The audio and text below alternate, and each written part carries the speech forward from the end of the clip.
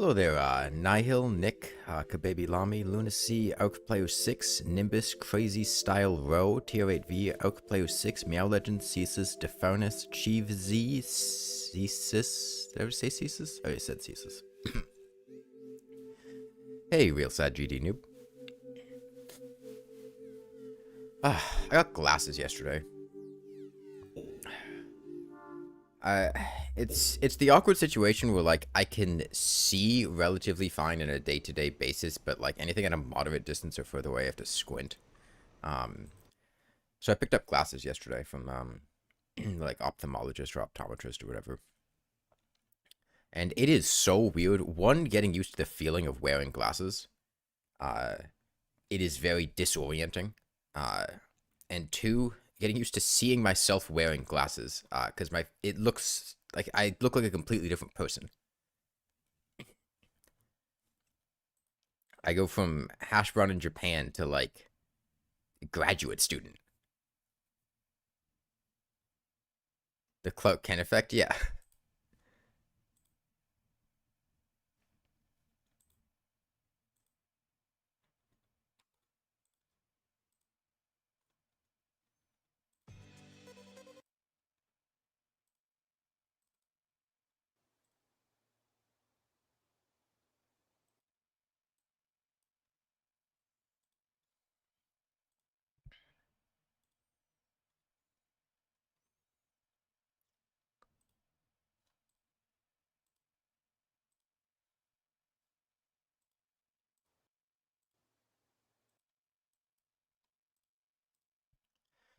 You always forget to wear them, though, and you're sitting at the opera and you can't see jack shit.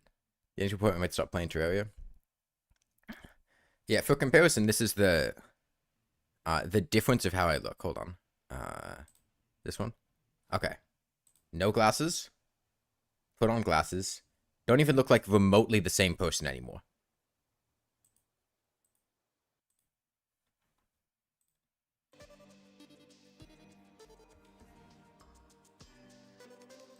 Okay, but regardless, Shane Gun. No. Shane D Gun. Sandgun. Sandgun.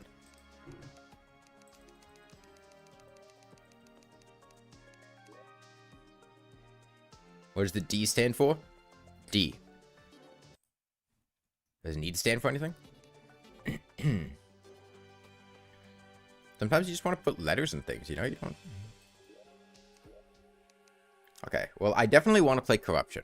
I said I was going to do Master. Large World's best for late game Moonlord stuff. World name... What's a sandy place?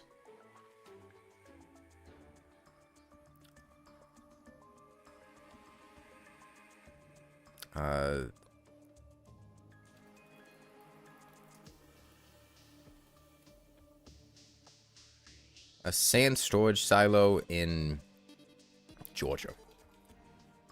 Sand storage silo in Georgia. It's like one of those big silos where they store sand, you know?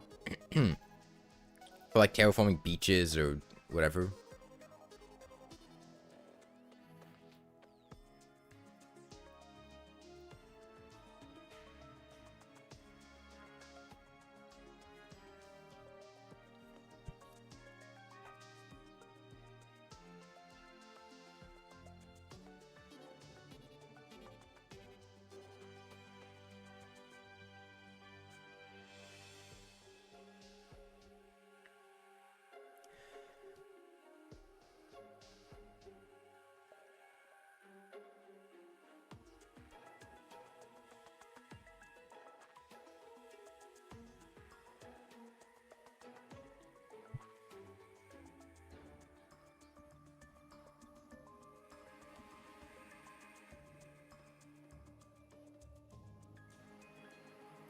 Okay, so the thing with the Sandgun is it's kind of largely considered to be like a meme weapon. No, I'm going to be breaking sand.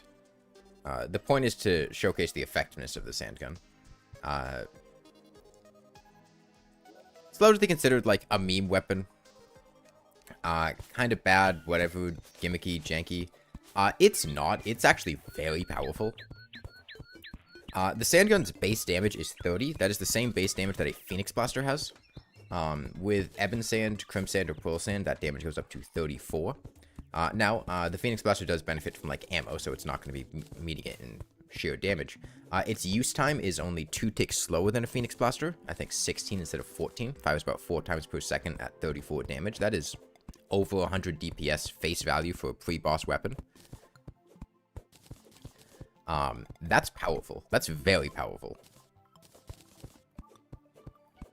It also has infinite piercing, with no damage drop-off when used with a corrupt or hollowed sand.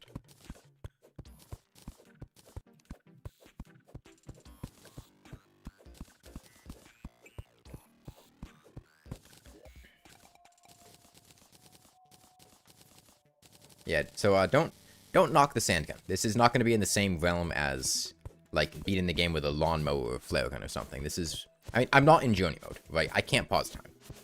I have no choice but to, beat the game.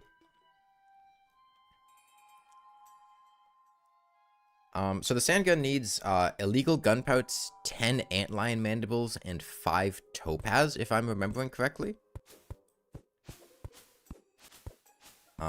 You know, now that I just thought of that, I realized an issue, which is that I can't get antlion mandibles without a weapon, because I need antlion mandibles to craft the Sandgun, which I think means, and this is going to be incredibly janky, I'm fucked.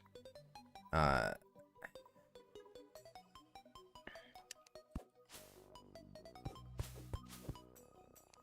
we need to just distract this vulture. Back off. Bad vulture. Come on.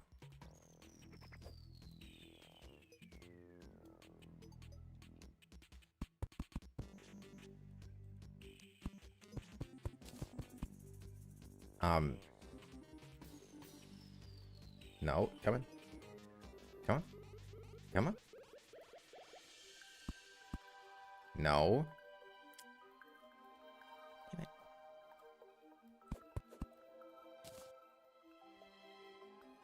it. I can just drop sand on the antlions. I guess I will do that. Okay. Vulture trapped. It's going to be very slow, but it is a way we can get antlion mandibles. Okay, 11, finally. That gives me enough speed to actually outrun a vulture. The problem is, originally I didn't have any speed, so I can't outrun a vulture without speed. I'm gonna build houses with the Sandgun as well. Nah, I'm good.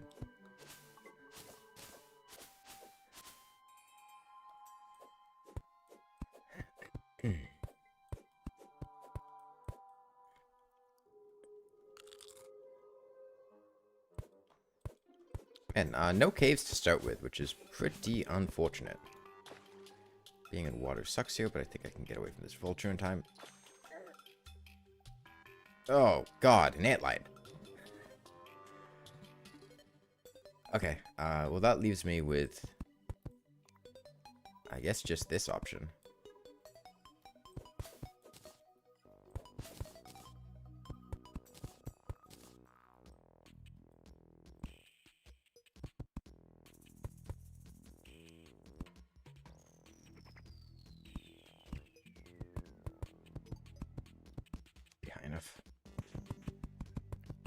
Was an ant? Is it an ant or a lion? Oh, it's an insect.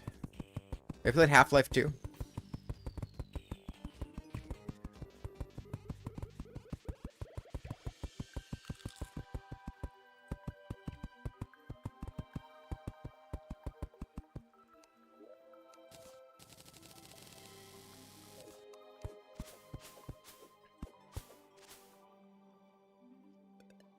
Okay, well, there's plenty of deserts, so I guess that's something.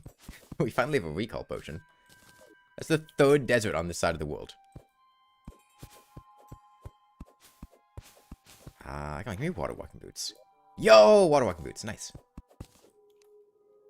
There's a pyramid, and this is the jungle, it looks like. I think that's mud there.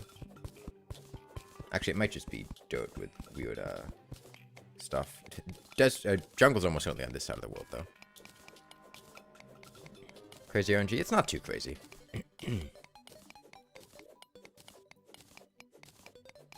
With this many deserts on a large world, the odds of getting a pyramid are pretty high. I would have much rather had a cave by now than having to do this, but... Finally a good seed. Hey, the last seed we got a Terragrim. Which I guess is more just RNG in the moment, not a seed. But that was fucking incredible. I still have no torches. Okay, there we go. Oh, it's a flying carpet. See, this seed sucks. If it was a good seed, I would have gotten a Sandstorm.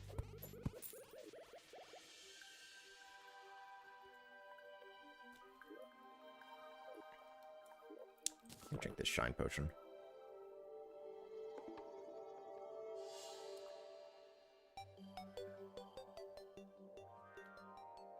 Gotta give you the seed? I mean, I generated the world live on stream. You can just go back and see what the seed was.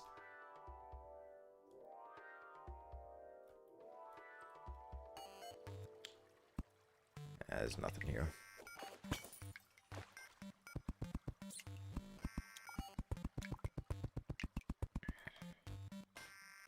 The one nice thing about the flying carpet is it's effective at going upstairs. Makes getting out of the pyramid faster.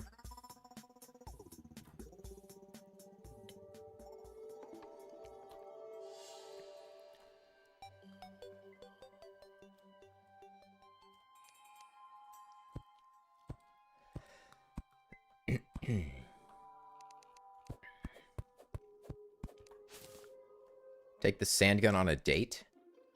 No. No, I'm good. We have a platonic relationship, the Sandgun and I. No romantic feelings.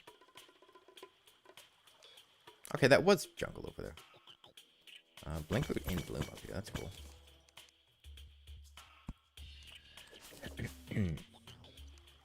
Gets us a supply of Blinkroot to start with. Okay. Bear in mind, I have no weapons.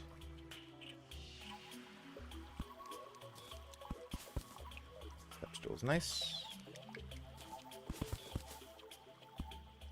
Okay, there were tons of wooden chests. Okay. Overall, pretty strong start. This makes up for all the lack of caves getting up here. Okay. I want to take this fast because the longer we spend... 2 diamonds... 3 diamonds. The longer we spend, the more time there is for stuff to spawn, so... Ideally, we get through this as quickly as possible.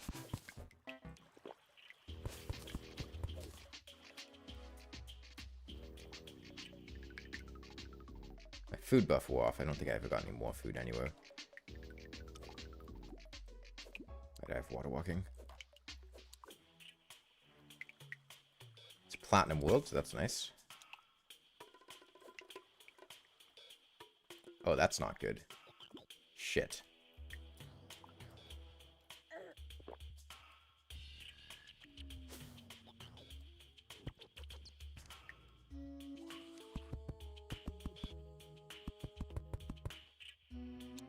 Okay. I'd like that tree on the side.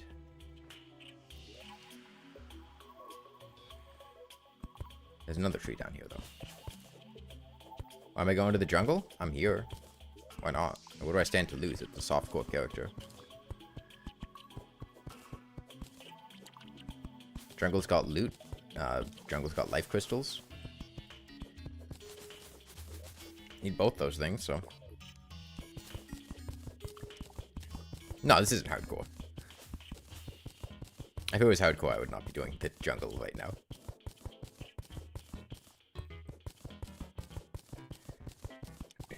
Just a regular softcore character. I could be getting my one and only weapon. Yeah, but it's not going to benefit me at all. I don't need the Sandgun yet.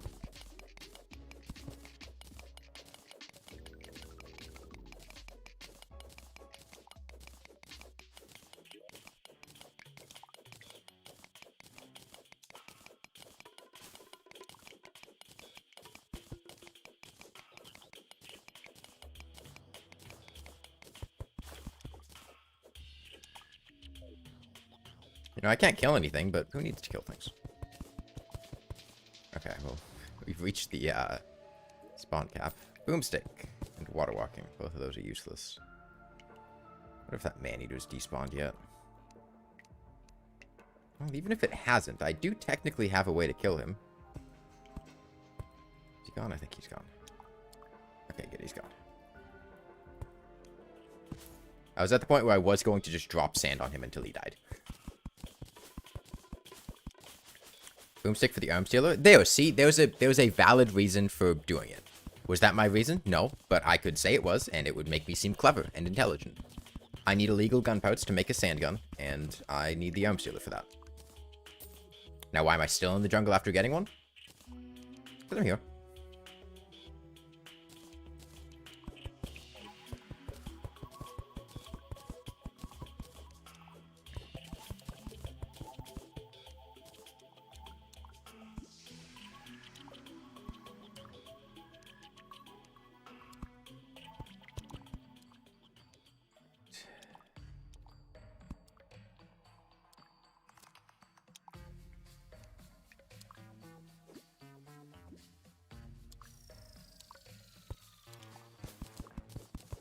You know, all these, chests are nice, but I really like life crystals.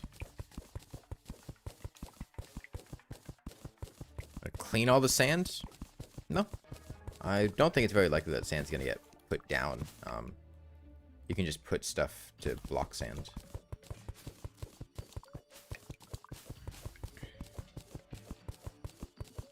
Hello from Russian fans, or half Polish, whatever we exist to. Hello. Welcome. Welcome to the sand zone. This is a bad idea. Falling water level is going to make me fall.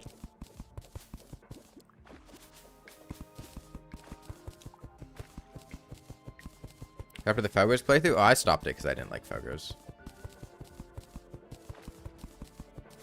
Wasn't having fun, so I just did a regular medium core playthrough instead. Had a lot of fun with that one. That was fun.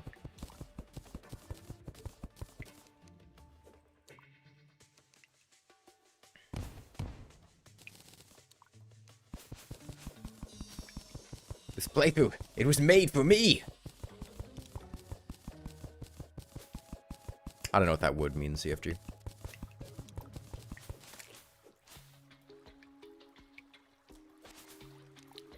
I'd like to get some moon glow before I head back. Looks like there's some in the bottom left. It's nighttime now, so it's in bloom. Good time to grab some. Ah, there's the temple. Good to know. Big open area, too. Good chance for life crystal. Another IV chest. Staff of Regrowth would be great. So would anklet. Equip some of this stuff.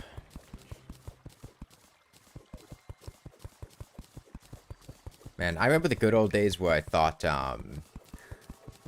Feral Claws increased my mining speed back in like 1.2. Thank you.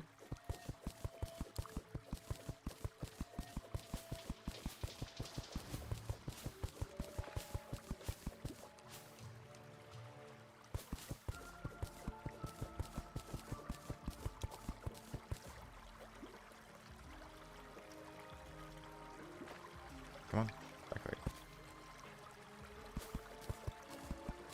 So you lost a hardcore temp yesterday? Yeah, no surprises there. They really like coming at you from out of nowhere.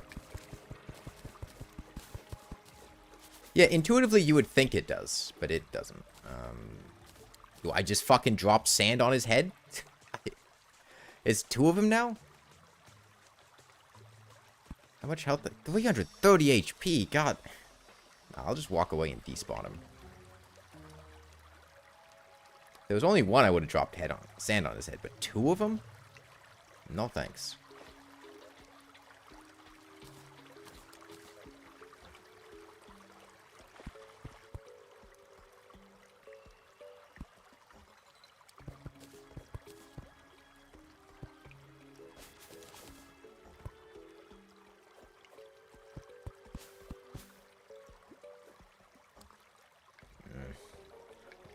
Temple's kind of cutting off the area. It despawned by now? Probably. Lead pressure plate, slime statue.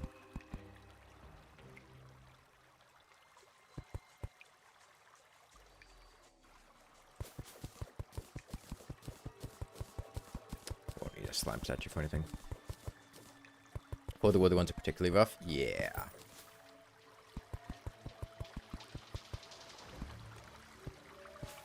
Those guys sure do love eating. They're not despawn. Okay.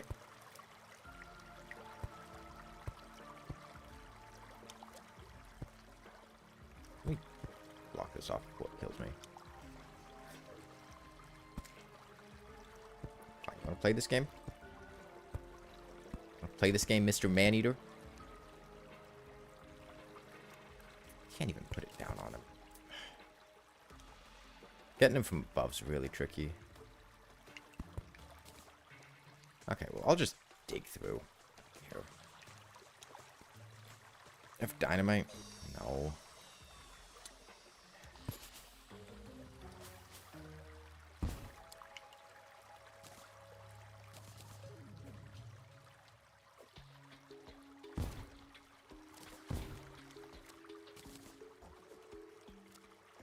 Once I get that chest, I'll just head back.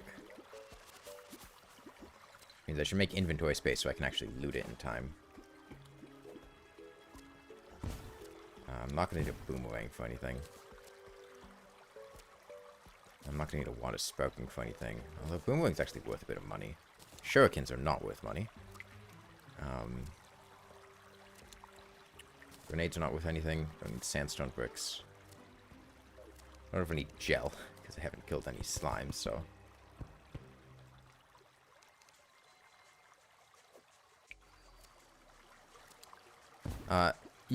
you craft the Sandgun. It uses several different components. You need illegal gunpowders from the arms dealer at night. You need sand. Well, actually, I don't even know if you need sand. You need topaz, 5 topaz, and 10 antlion mandibles. Well,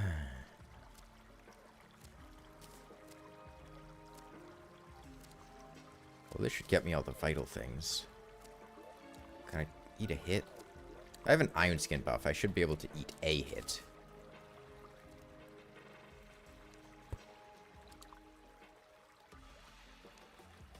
Oh. Flying carpet kind of threw me off there. Flying carpet, please. Okay.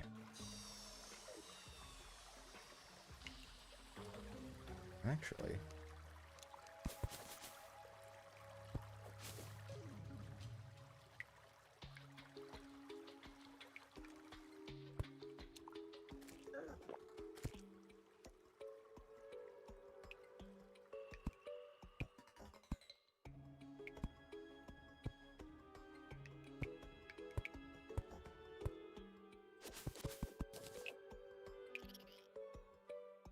Man, this jungle has no life crystals. What the hell?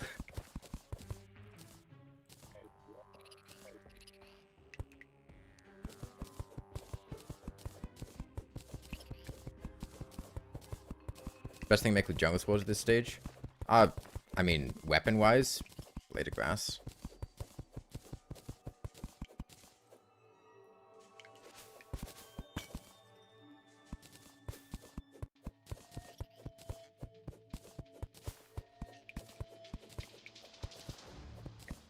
Base out of the temple likely has more crystals.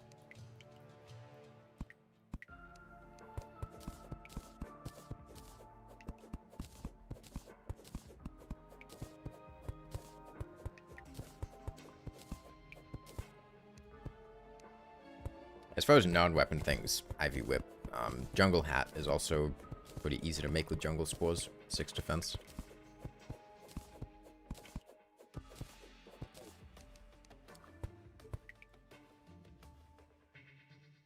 Seriously? Oh, I've already been there. That's why there's nothing there. I just a big loop. Okay, I can go check out under the temple best I can.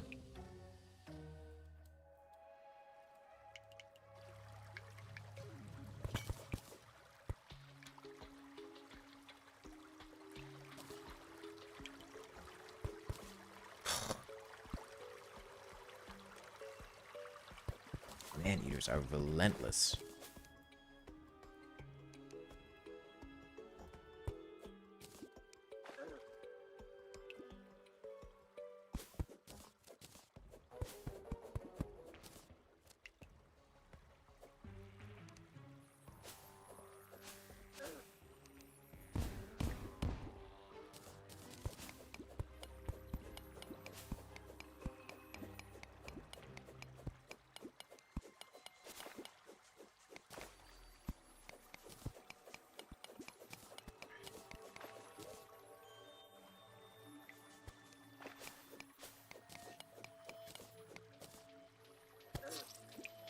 Damn it.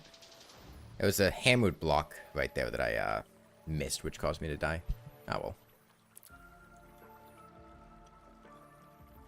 Now we need to torch God. I didn't realize I couldn't walk back. That's fine. It's daytime anyway. Good time to build some houses.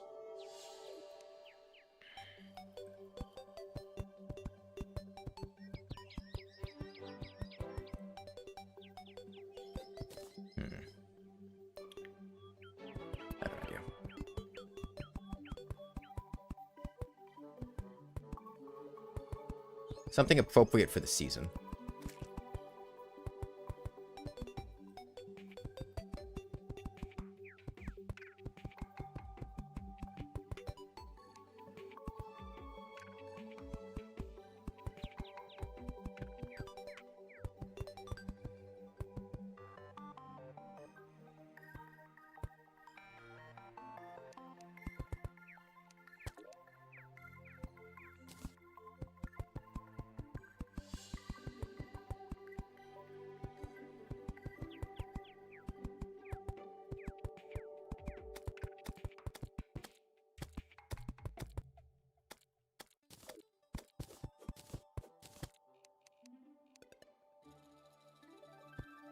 Guide, I'm gonna need you to kill him. Guide.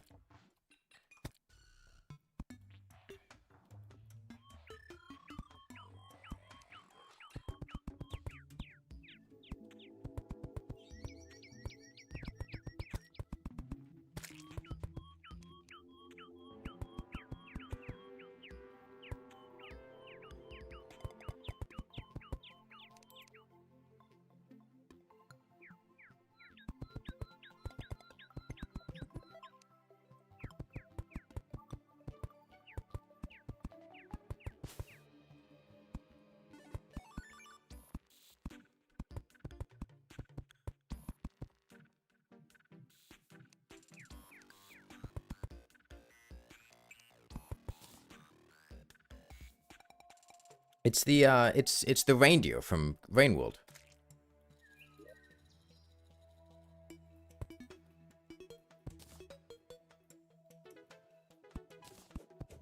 It's currently like a rainy season. There's a lot of rain going on, so it's appropriate for the weather. It's not what a Santa's reindeer. Fuck those guys.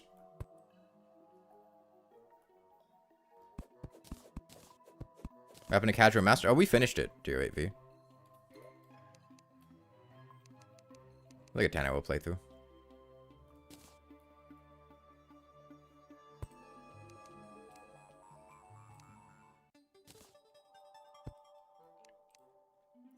Alright, plan to pick. Come on! Can somebody dox Andrew Spinks's home address so I can go there in person and slap him in the face for inventing negative reforges?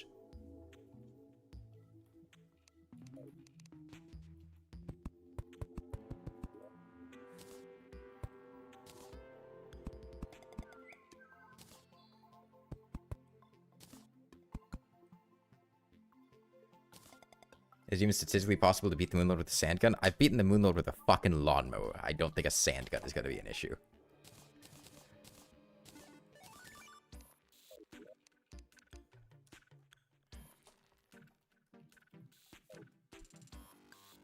Does Frost Armor work on sand? Should be. It's range damage.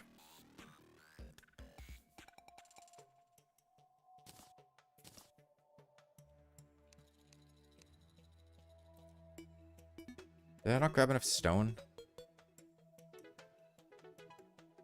Did I not grab any stone? I guess I didn't grab any stone. Okay. I mean, range gun, it's a better flare gun. You'd think it would work better on Moon Lord.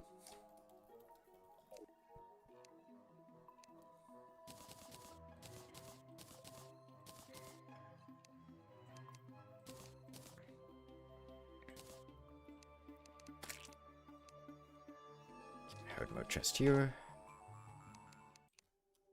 My pre-boss? Yeah, I don't even have a sand gun yet.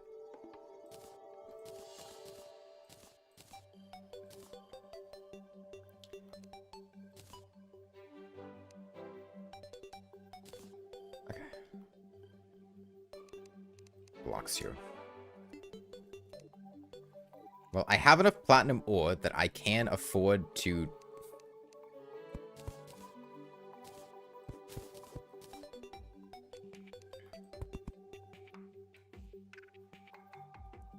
try again. 3. Use Sandgun for Old One's Army. Should be pretty effective on it. Should actually be very effective on the Old One's Army. I think pretty is an understatement.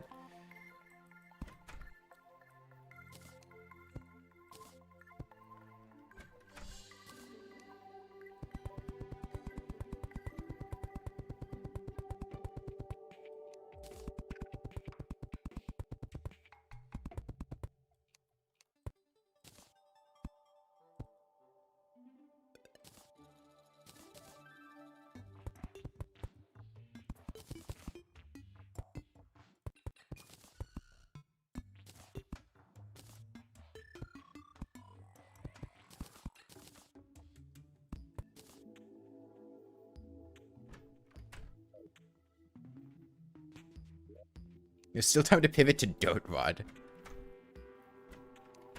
Okay, let me, well, let me finish off these houses so I get NPCs moving in today.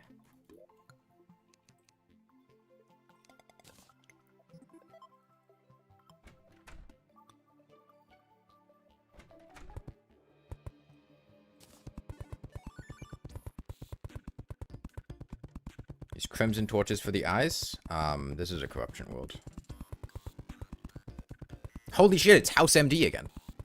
Actually, no, you lost your medical license, so I guess it's just House now.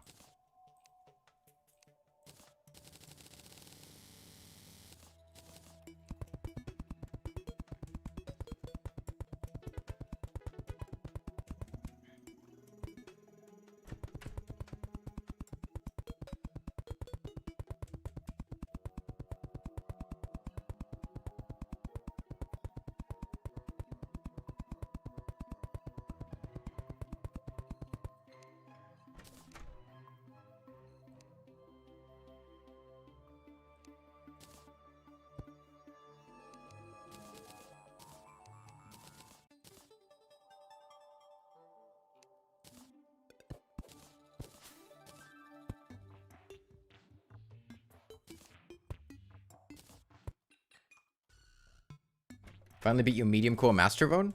Nice. How was it?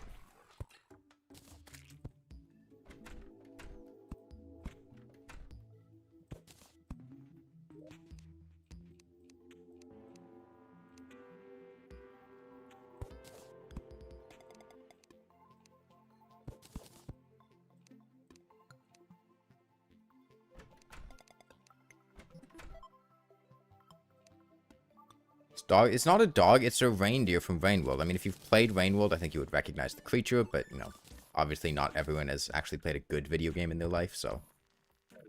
The reindeer hold a sandgun. It kind of looks like a sandgun, actually. Just like the general... Like, that kind of looks like a trigger. Okay. I guess I can start my journey to actually get the sandgun now. Although I'll want to go back and get my money from... Another desert? Holy shit.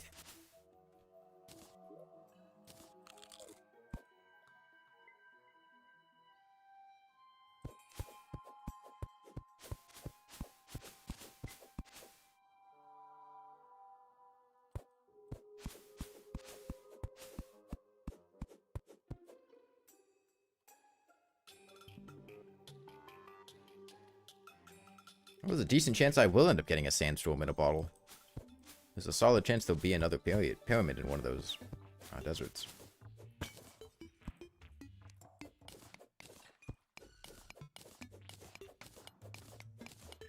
Double desert. No, quadruple desert. 1, 2, 3, 4.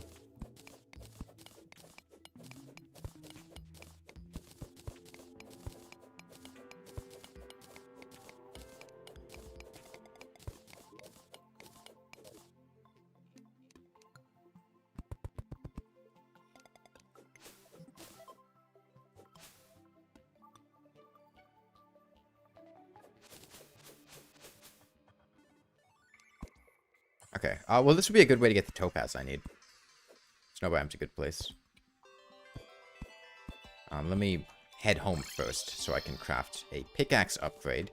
Because I can make another platinum pickaxe. And I swear to God, if this platinum pickaxe has a speed debuff again.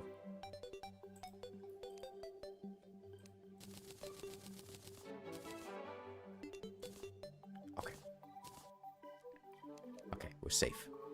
We're safe. We're happy. Are we happy? We're happy. I'm happy. Are you happy? You should be.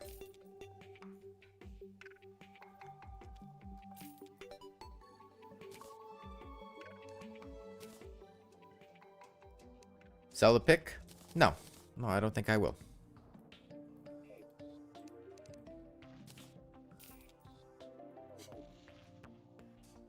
Let me get a piggy bank.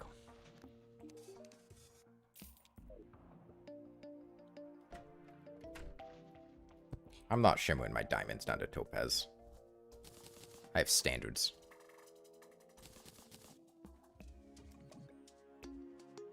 Okay.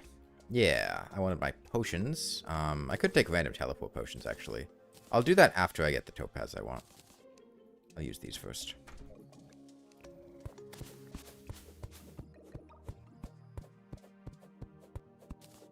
This just reminds me how much I hate the flying carpet.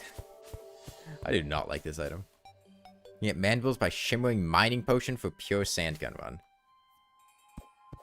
I don't want to have to do that.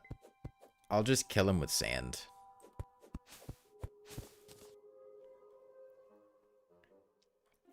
I would need to find, what, 15 mining potions on average to get enough? I don't want to do that. I don't mind using sand. Shimmer is not that annoying to find. Finding Shimmer without a mining potion would be significantly more annoying.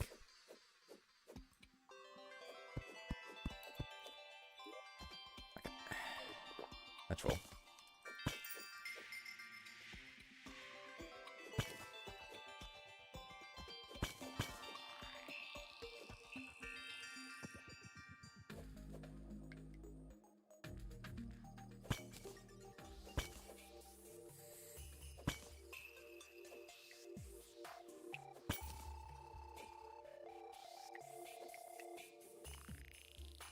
Path keeps going down there.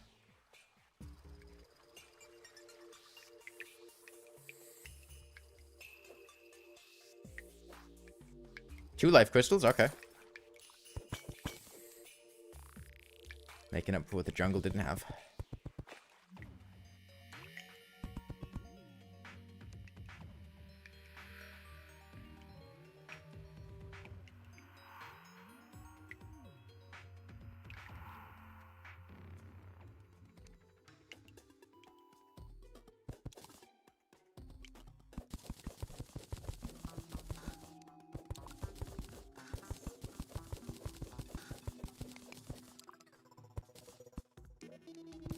Double jump. Take that over radar.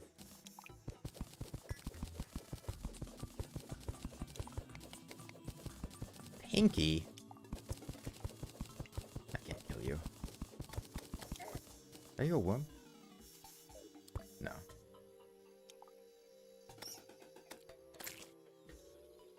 Minecart kill reset.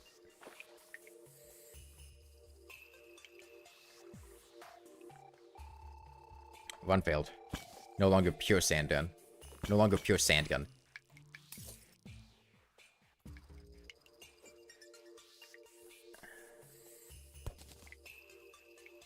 Shark statue's nice. Yo, and a blizzard in a bottle? Man, this would be wonderful if I could find a pyramid with a sandstorm. Hell, I might even fish. Not for a sandstorm in a bottle, for that balloon.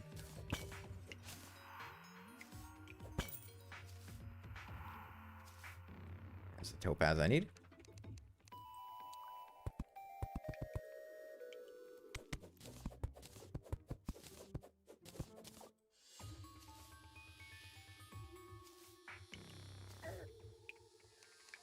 There's diamonds there? Yeah, right. Diamonds don't exist. They were removed after Relogic undid the Minecraft crossover update.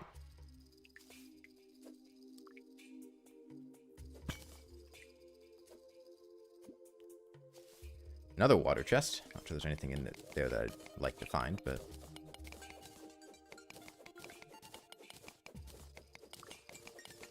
Sky Island above right dune. It's very, very unlikely after 1.4.4 moved the Celestial Magnet to floating islands that you will find enough floating islands with clouds in... Oh, sorry, with balloons in order to make a bundle of balloons naturally, even in a large world. Which is annoying, but... Is there anything else I want here?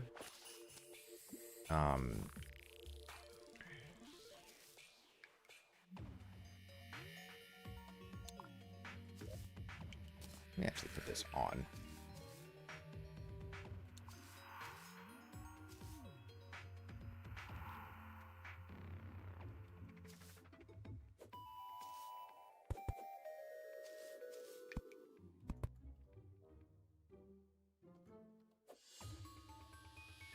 I mean, it's a nice place to find life crystals. Get some more topaz for Magiluminescence. Almost dying to slush. Good start. It's money. I do need money. Stuff coming from the top left. That's dead end.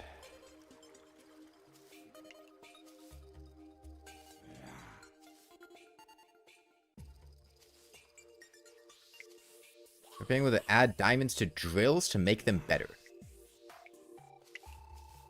What if we just made drills better? Do we need the diamond part?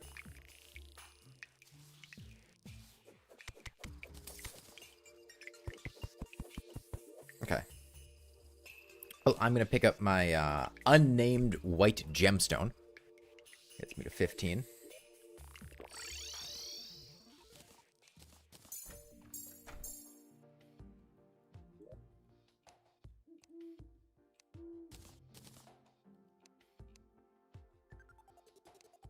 No, they're not diamonds. They are unnamed white gemstone.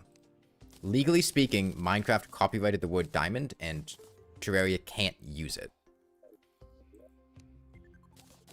They are legally distinct white gemstone.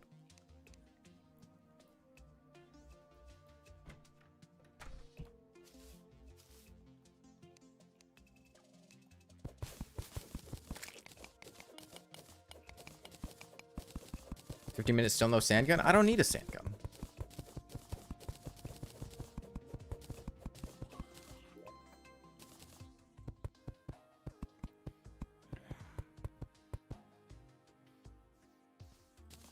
Quartz is already in Minecraft? Yeah, but they didn't copyright it.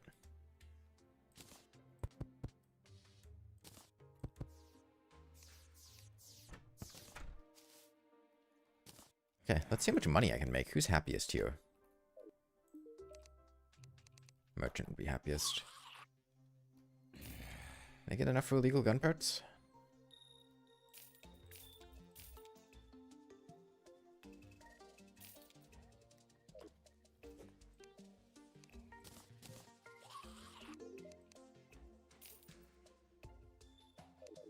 Are they 25 gold? 21 gold. You're unhappy because the...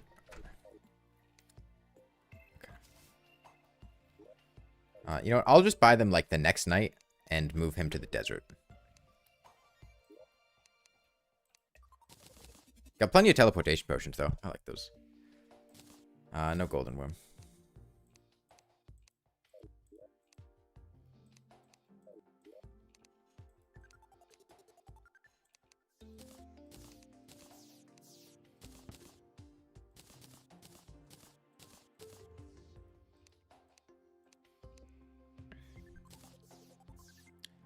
It's still possible we could get a sandstorm. It might be a desert buried a bit further underground.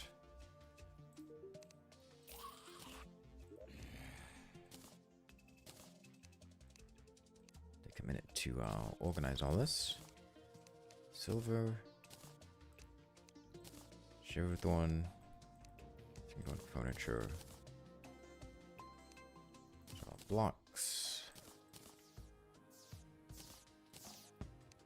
Potions. Okay. Oh, and then I can sell the shark book. Okay. You know, put gel in ammo slot?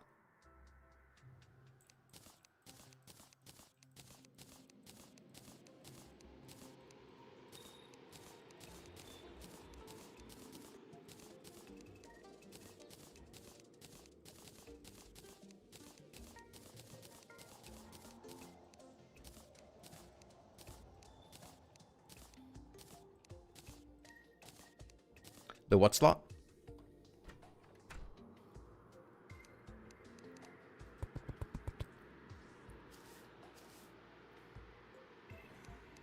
Let me build a house for the arms dealer in the desert somewhere. Probably underground desert. Actually...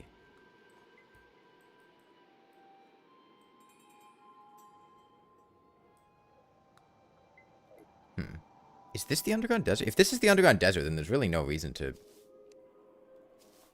make a pylon here.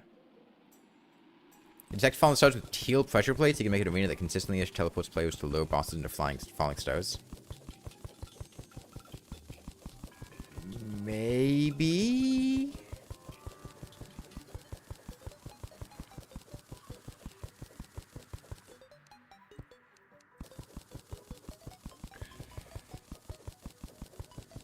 Am I using the sandgun in your erotic ranger? What? What is erotic about a sandgun?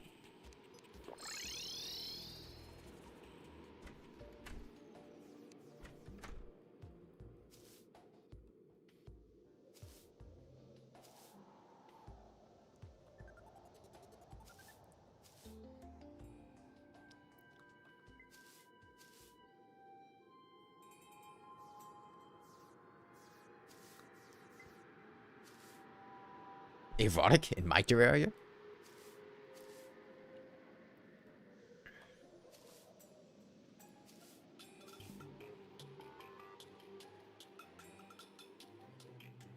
That's some water leaf.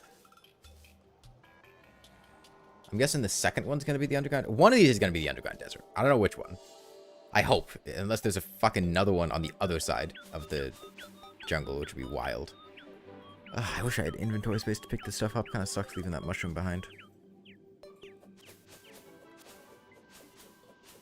Oh.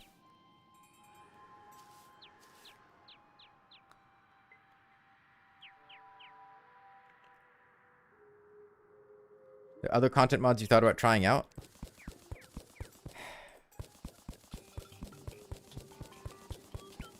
I am using my inventory. I'm picking up sand. Look, I just threw a glow stick, so that made inventory space. Picking it up.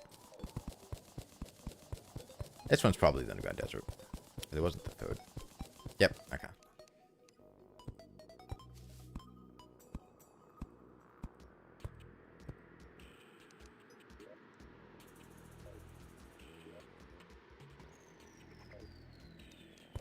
It would be really nice if glow sticks were stackable, yeah, but we just didn't feel like it, I guess.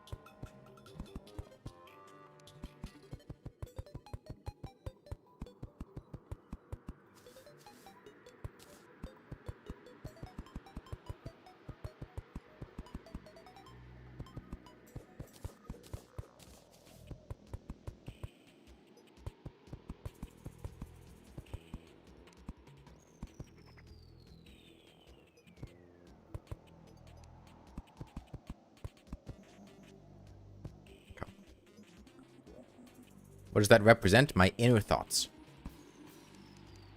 I'm simply giving form to my emotions.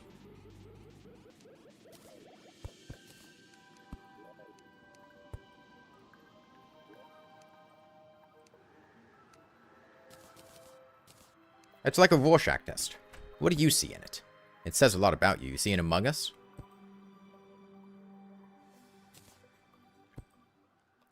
It's not about what it is, it's about what it makes you feel. No two people see the same house.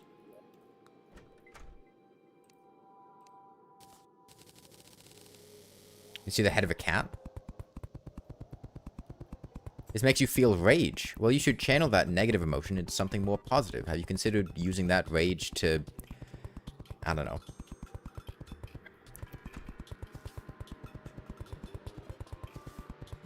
Write a very angry letter?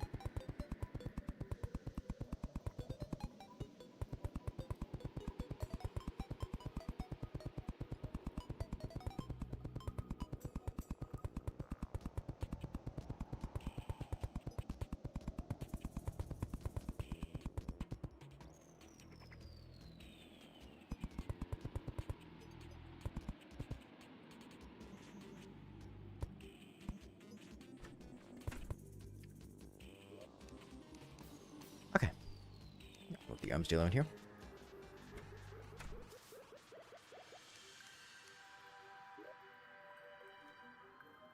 Okay, let me get my money back where I died in the jungle.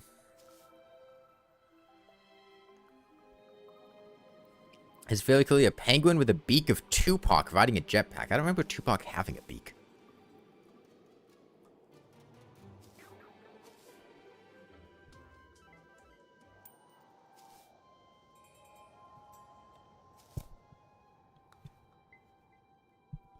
What about the Fruit Loops bird? You really expected me to believe that bird had 2 cans? That's a 1-can bird at most.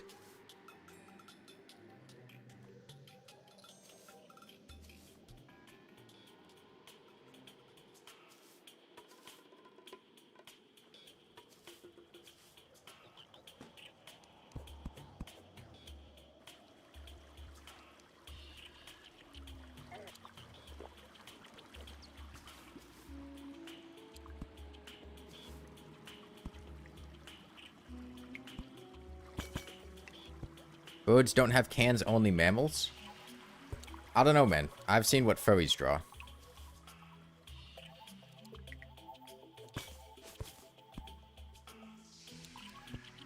Bat? Yeah, bat hitting me for 60 is a little annoying.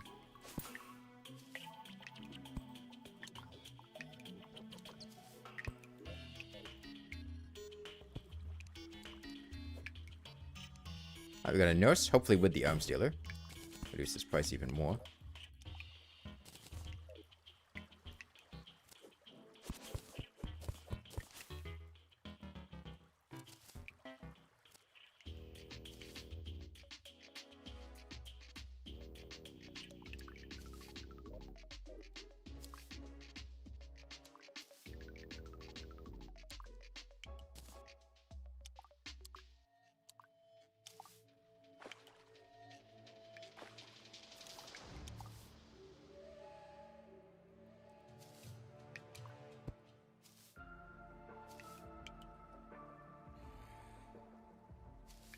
Okay, well, we died right down here.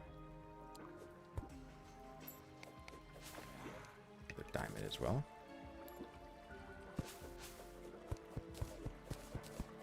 God, I would kill to be able to pick up any of this stuff.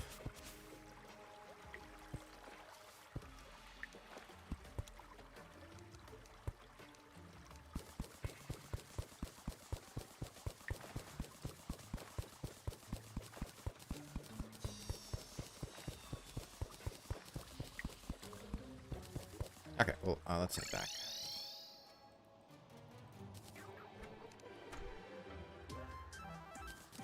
Get the sand away.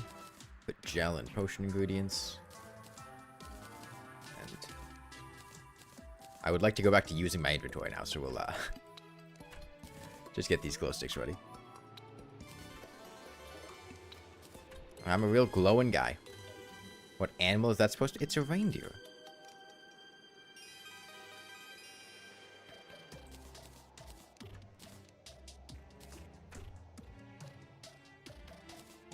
I'm starting to think some of you guys haven't even played Rain World. Do we start? I think we start. Let's, 10 antlion mandibles is what we need. Let me double check this recipe.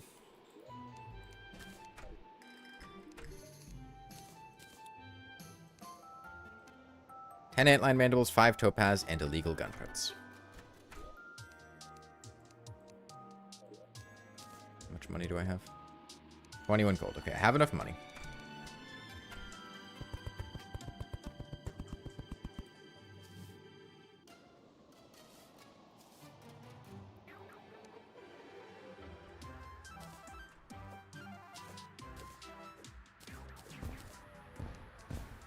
Oh, and it's a sandstorm too. That's great. Oh, that's going to be wonderful. A sandstorm blowing east when I'm trying to travel across the desert. And I have to go across 2 deserts.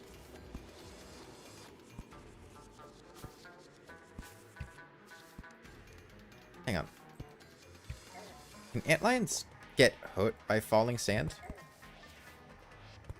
Like actual antlions, not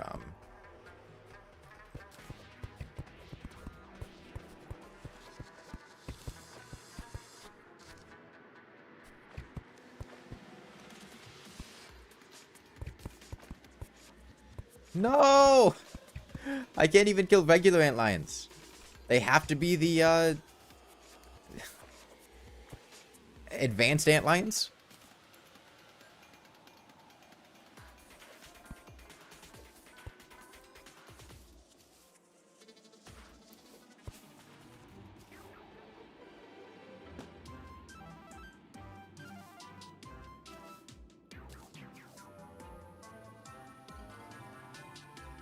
My history with mods? I just think they're neat.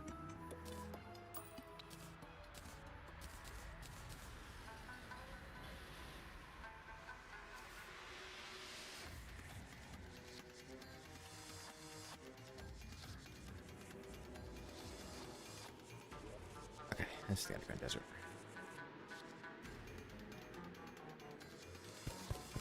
How thick is a moth? Oh, I'm sorry to hear that.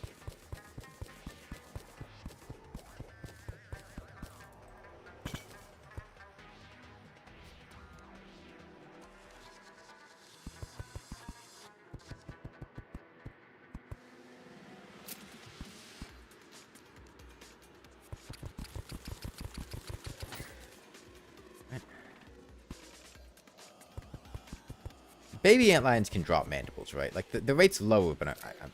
Oh, fuck you.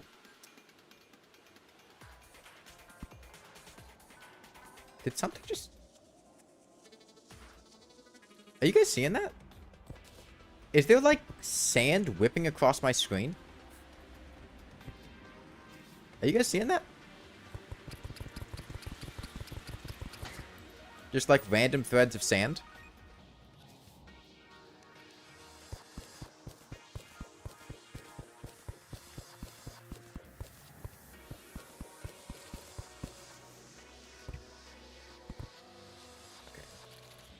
You are useless to me.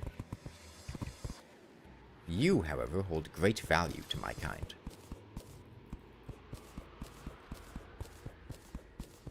Oh, it's just dust particles in my monitor? Okay.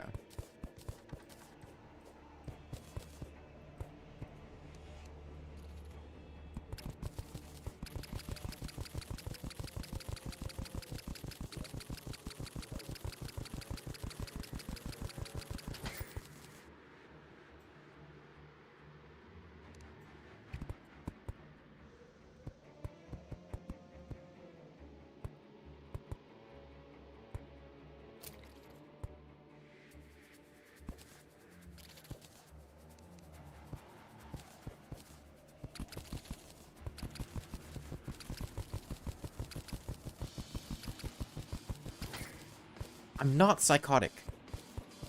I'm psychic.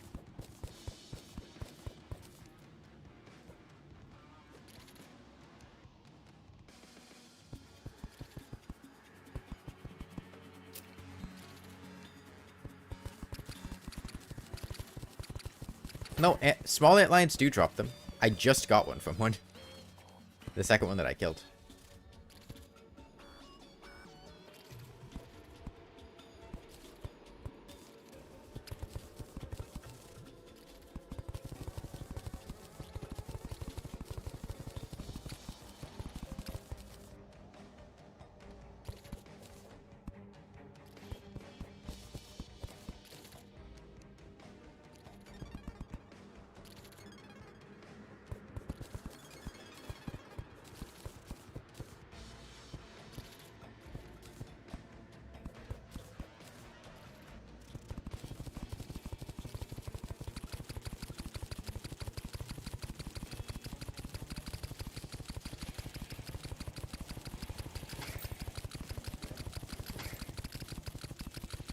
Oh, we're getting mandibles pretty quickly, so that's nice.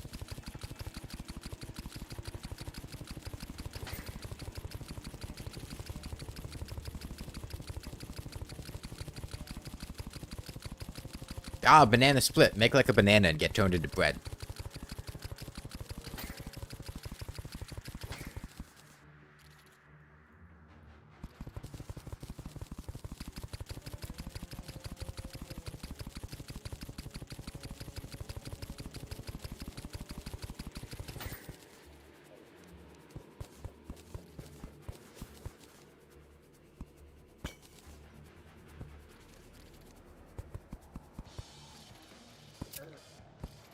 I don't like that they can do that.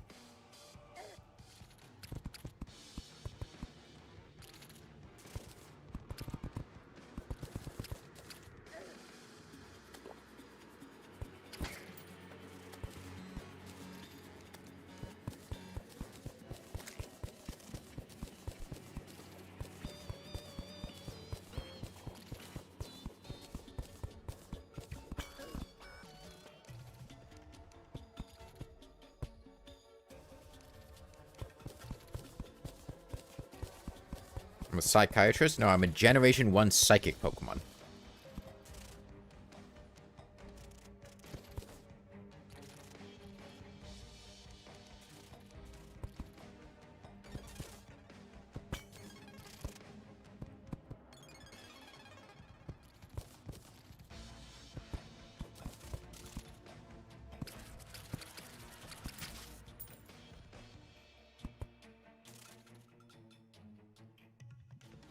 Those were overpowered? Exactly. Alright. There's my 10 mandibles. Should be nighttime now, so arms dealer should be moved in, so we should be able to get our Sandgun.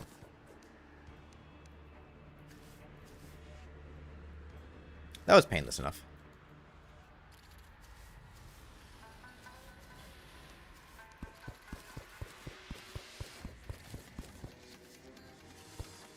I have a hook now.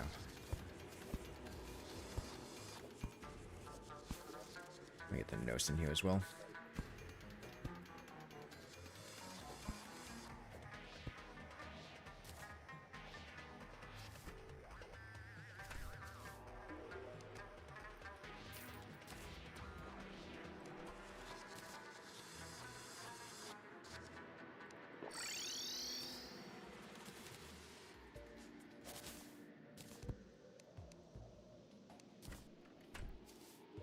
What?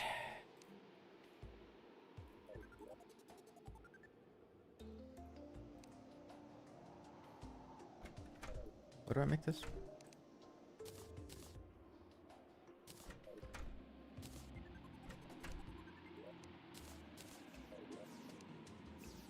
There it is. Okay.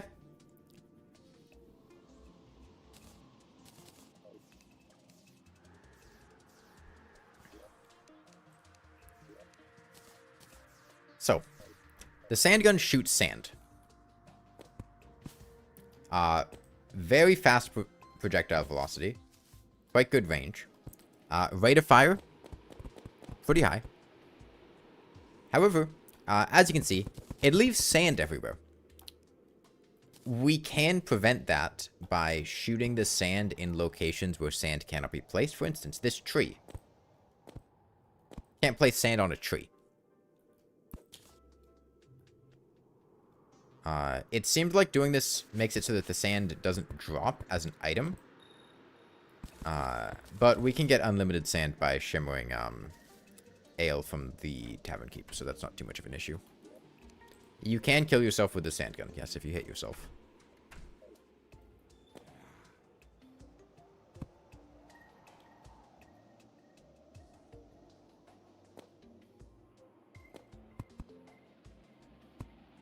I think you can. Hold on. I guess maybe not. Maybe it's just suffocating yourself. I thought you could, but I think I might just be confusing it with suffocating yourself. You can suffocate yourself, at least, and then when you break that sand, it falls on you. But the projectile inherently doesn't.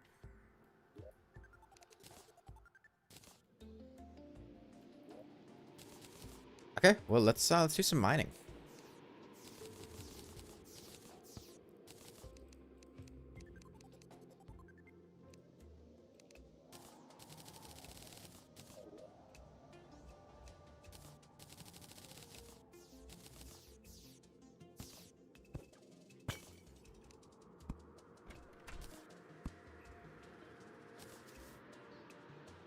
And can only cost 30-ish silver to reforge. That's pretty good.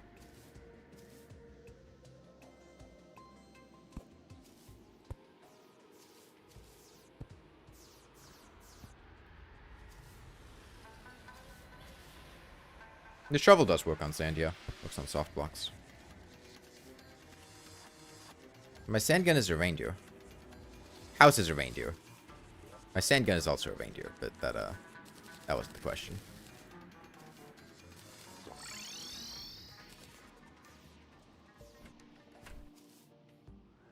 Best raid forge for Sandgun? I'm assuming Unreal.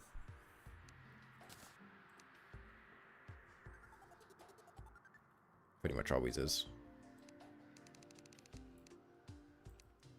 I know Ebon Sand and Crimson Sand deal more damage. I do not have Ebon Sand and Crimson Sand, though. Fatal flaw with that plan.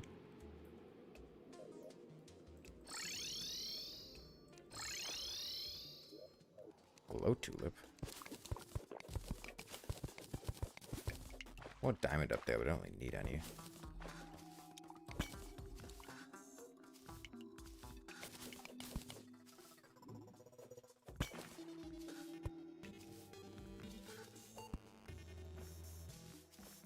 Clock means I'm probably by the dungeon.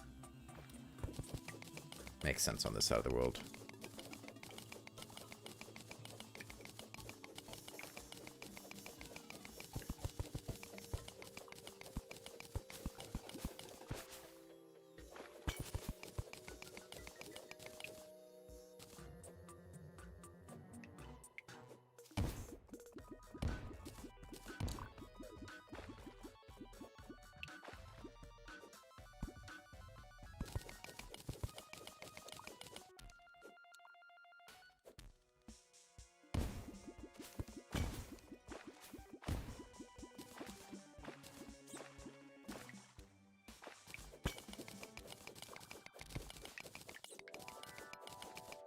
Something glowing down there. Could be a jellyfish, could be a glowing mushroom.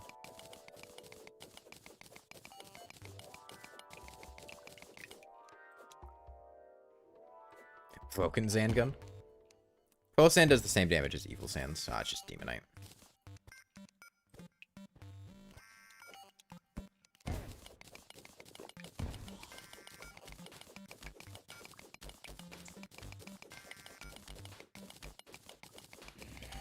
Powered Sandgun.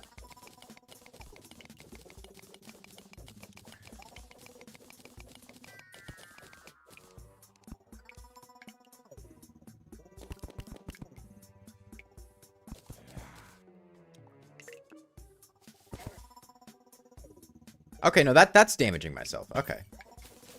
I think if it hits something and then turns into a block of falling sand, that'll... Yeah, that checks out. I know you could hurt yourself with it.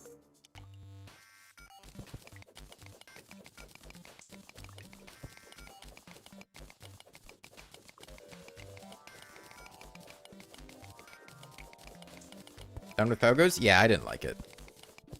I played it for 2 streams, got past the wall of flesh, and then gave up. Then I just did a regular playthrough.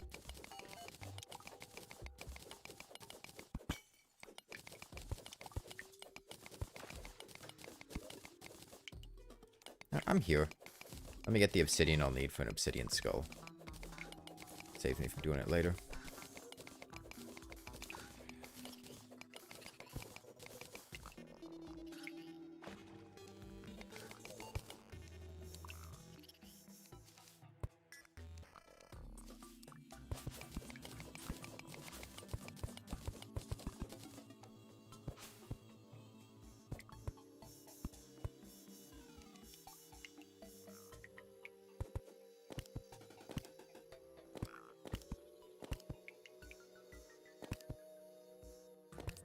That doesn't seem fair. Why can it do that?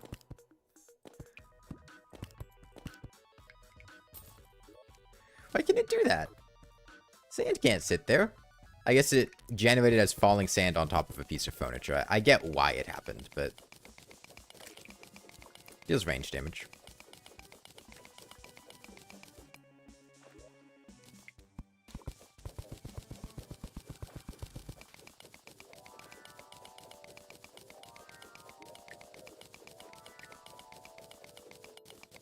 Post pants to the run. Oh, good pair of pants.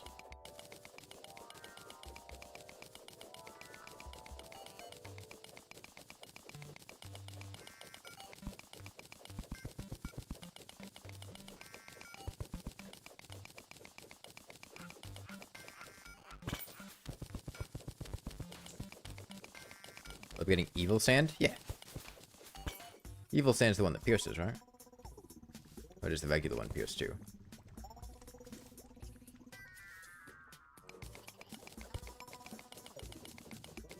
Hardcore legendary fixed bow with calamity death mode and a broken copper short sword. Nah, I'm good.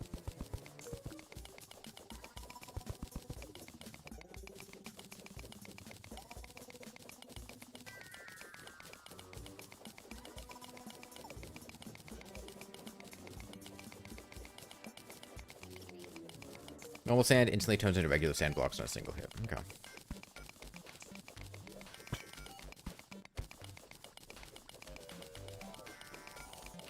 Can't spread to sand in pre-hard mode. There is unholy water, and then there's also just throwing vile sand or vile powder on sand. Both of which would achieve corrupting sand. Ooh, a Waldo. Boots, more teleportation potions too.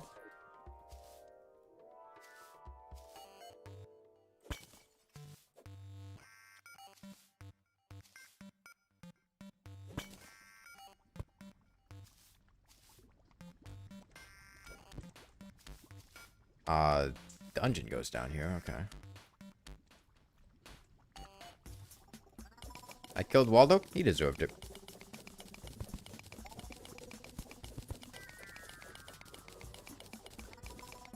Nobody's mourning Waldo, dude. No one even knew he was there.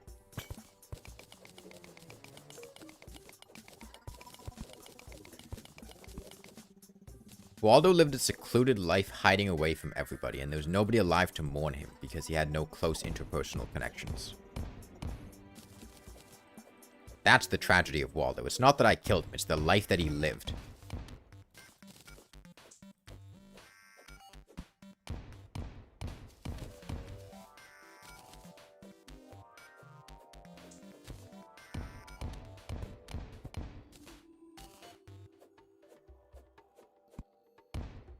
Throwable waters are not as bad as they seem? Yes, they are. What are you talking about?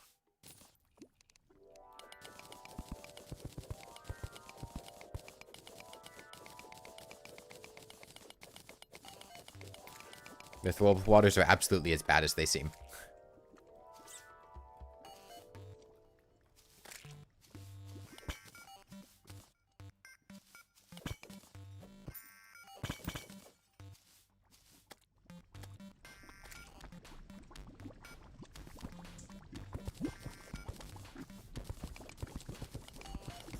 No one's probably putting on milk cartons. Is that still a thing? I've never seen a milk carton with a missing person on it.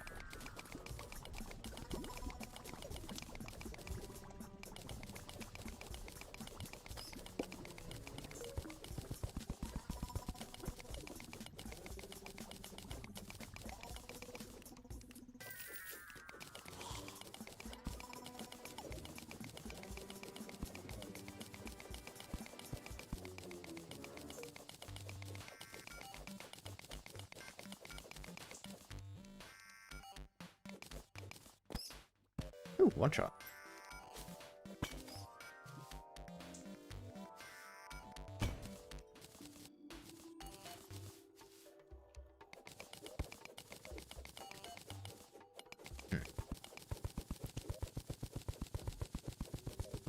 Oh, we're here.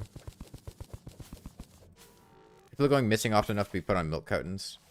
You got a problem? Well, I think it's less that people are going missing super often and more that a lot of missing people won't get found, so they'll be, you know, put on milk curtains for a while.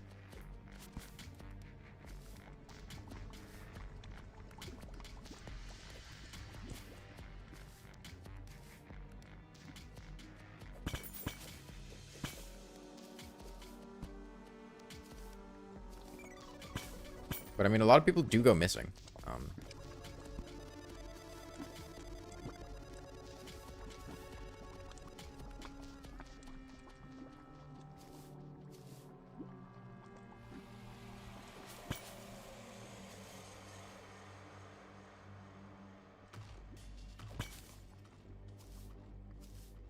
Like the better way to think about missing people than putting on milk curtains. Well, the idea is that basically everyone buys milk curtains, and it's a way to spread the picture of the missing person so that if anyone happens to see them,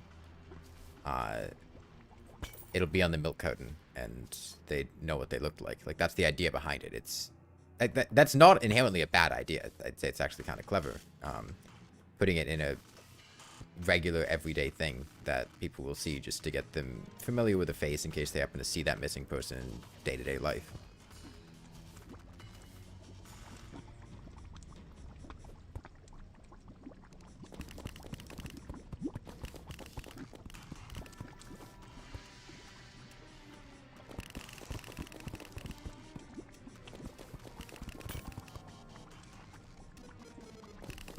He buys milk curtains. People did in the past, which is why I was talking about it. Also, I buy milk curtains. You're vegan. That doesn't change what I'm saying.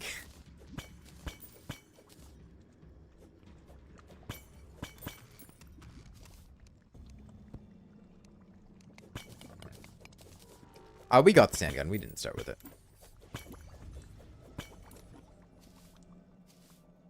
Yeah, nowadays it doesn't happen, but, like, it's not like it was a stupid decision to do it in the past. It makes perfect sense to have done it. Yeah, I buy milk curtains. I mean, if you're buying milk, you generally get either a carton, a bottle, or the fucking bag if you're in Canada.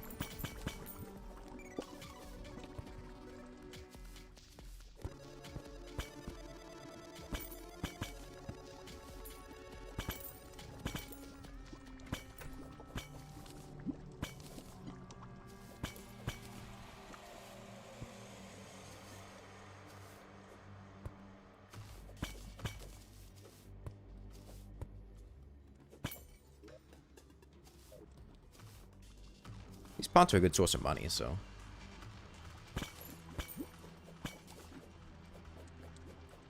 Yeah, like, I usually buy cartons of milk because you know, one single person, I'm not going to drink like a gallon of milk, or honestly even a half gallon before the milk would go bad. So I get, like, you know, a pint or a quart of milk in a carton.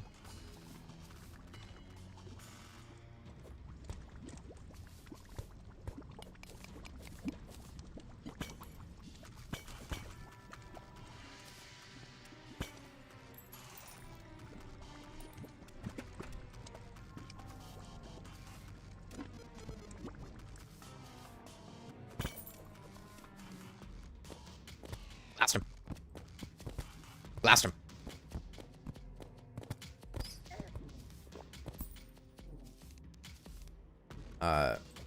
What you heard, they're not super common in Western Canada. What, bags of milk still? A shoe of milk? I would love it if when I bought shoes just came with a free thing of milk. Right, like that just seems clever.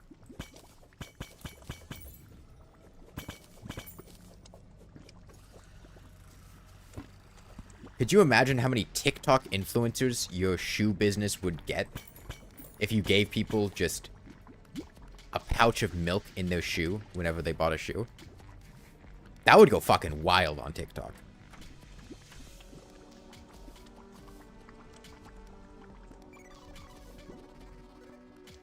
The shoe comes soaked in milk and you have to squeeze it out yourself.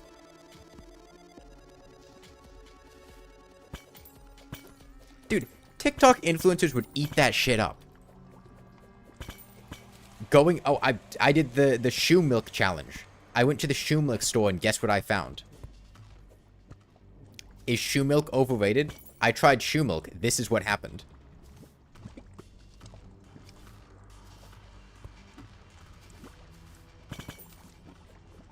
And then, I mean, if shoe milk is wildly successful, you get to the point where influencers are selling their own shoes with milk. So you could buy, you know, used shoes with milk.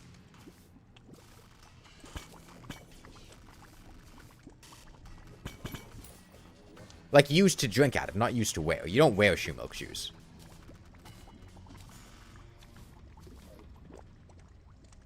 Everybody knows that. I'm back. Gamer Girl shoe milk, yeah. No. Look, if shoe milk was a successful thing, I can guarantee you that Belle Delphine would be selling her shoe milk. Guaranteed. If there was a company out there that was selling shoe milk and it was successful, I can guarantee you that e-girls would be selling it. What a pretty deer house. Thank you. It's a reindeer from Rainworld. Femboy shoe milk is the new gamer girl bathwater. Would I buy her milk? No. I have local suppliers. I don't want to pay shipping.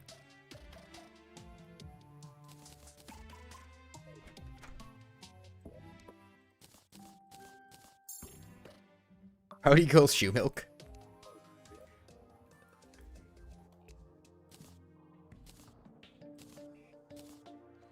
Bathwater's thing, so shoe milk wouldn't be that out of this world of an idea. Exactly.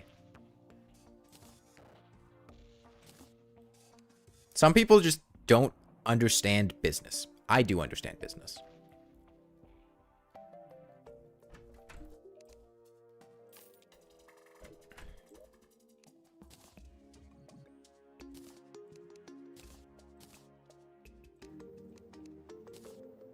Follow me for more business tips.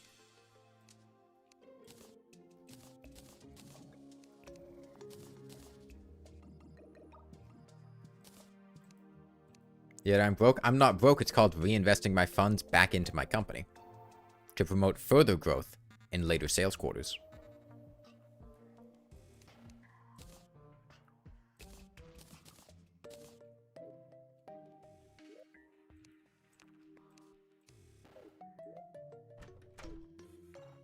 I have liquid assets, not hard assets.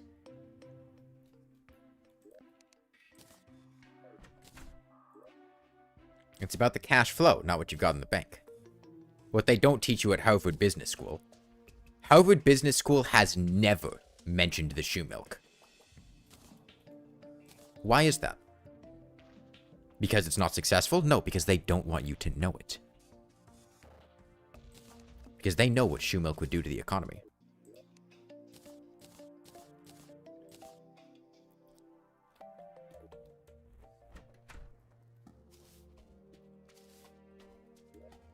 I need more sand. Let me find the fucking corruption so I could get vile sand.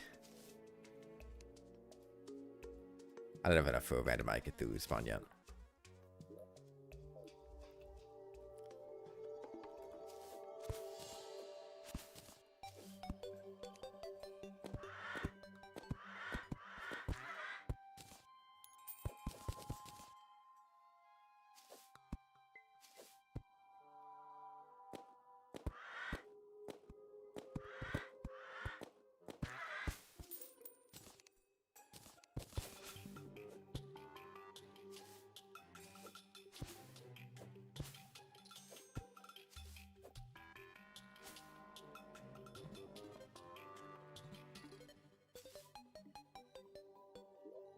Be nice to get a goblin.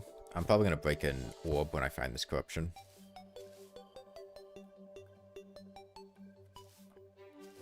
I've really been pretty unfortunate with life crystals so far.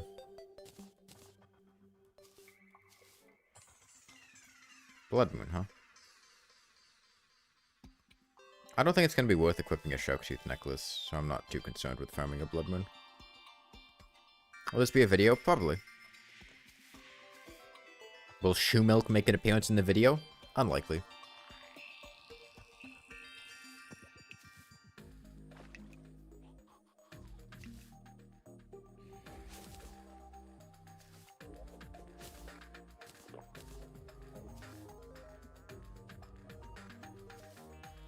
Exclusive insider jokes. More than I'm probably going to edit the video, and I usually don't keep random highlight clips in the edited version of the video.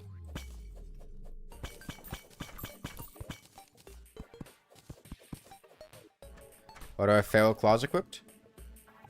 Because I can. No one's stopping me.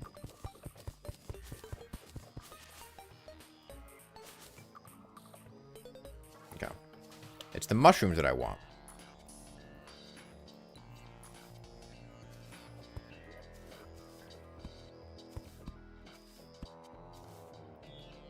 Master Mode Corruption during a Blood Moon is going to have some yucky spawn rates, though. So he was hoping that this takes me to here, because, oh man, getting out of here is going to be a pain. Ugh, okay.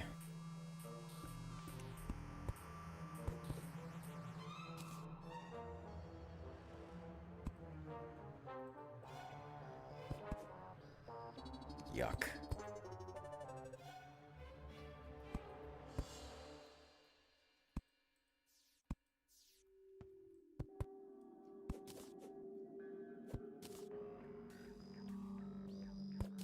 Maybe I just eat a hit.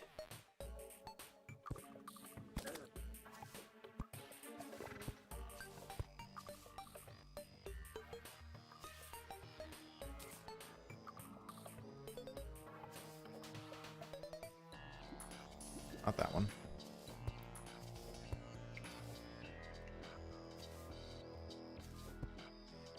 Oh, it's a Blood Moon, so Deathweed's in bloom. I should grab some. Oh, let's up that jump a little. Come on. This one? Okay, this one.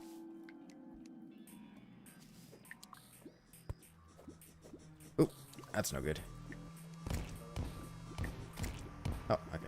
I guess the bomb got him.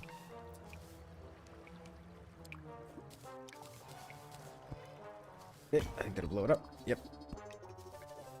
Get me out of here. I don't need a musket. I already have one. I have a gun for the arms dealer. Lose a little bit of money, but whatever.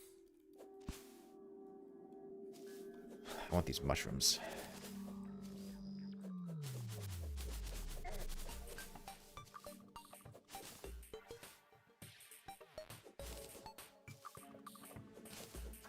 Mushrooms and Deathweed. There's a good chance we will actually need to get Wrath and Rage potions. We are on Master Mode, and we will need to kill the mech bosses.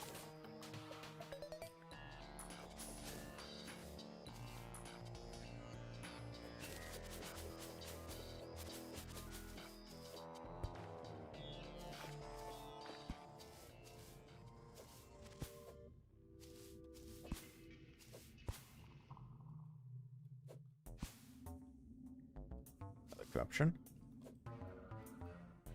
I think I saw a chest in there, but a bit tough to get.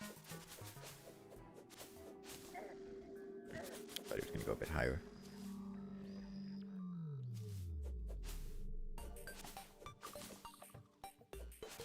Have any money on me? 2 gold. But not to lose that if I can. Yeah, I'll head back.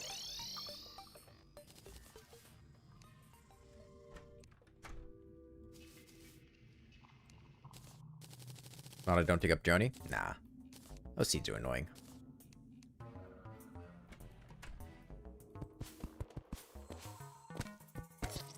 Oh. Right, sand.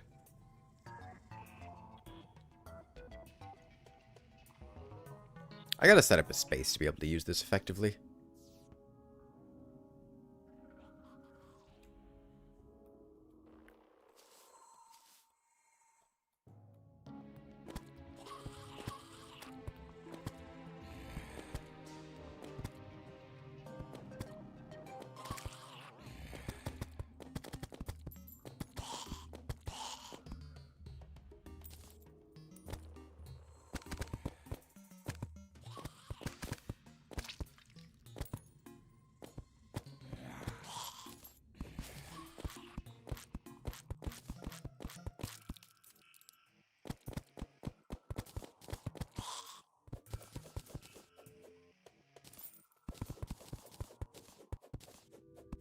Think there's value at the end of the game. Yeah, I'll use it on the old ones army, see how it goes. I gotta aim at the top part of enemies when they're above torches.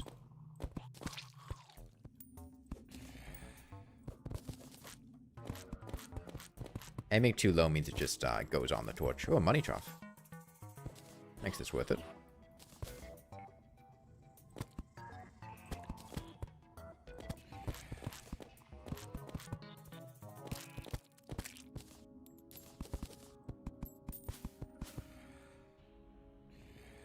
Using it during Old One's army to build walls that block spears. Oh yeah, to actually place sand.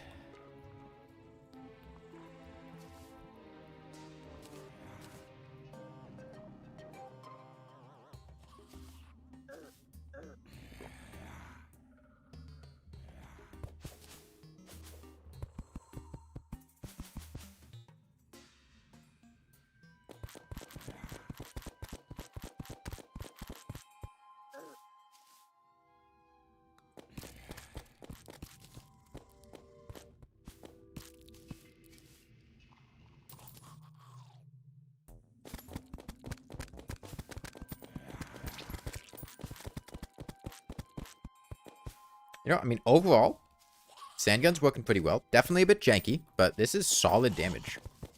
And I still haven't really, you know, made this a great setup. It's very half-assed. Actually, properly set stuff up, it'd be doing a lot better. Shooting down definitely works.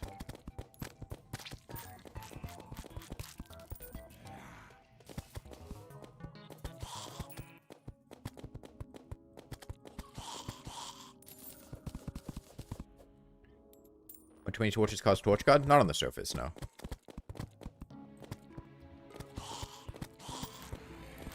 And even then, you need a lot of torches. And I can always put down a different piece of furniture, ropes or something.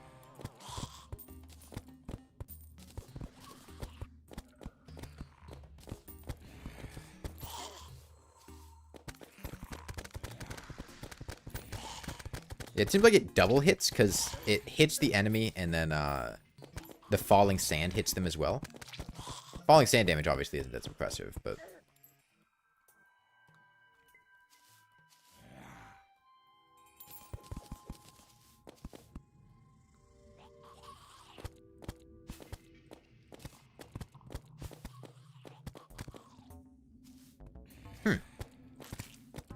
I can place sand on top of trees if I get the shot timing right.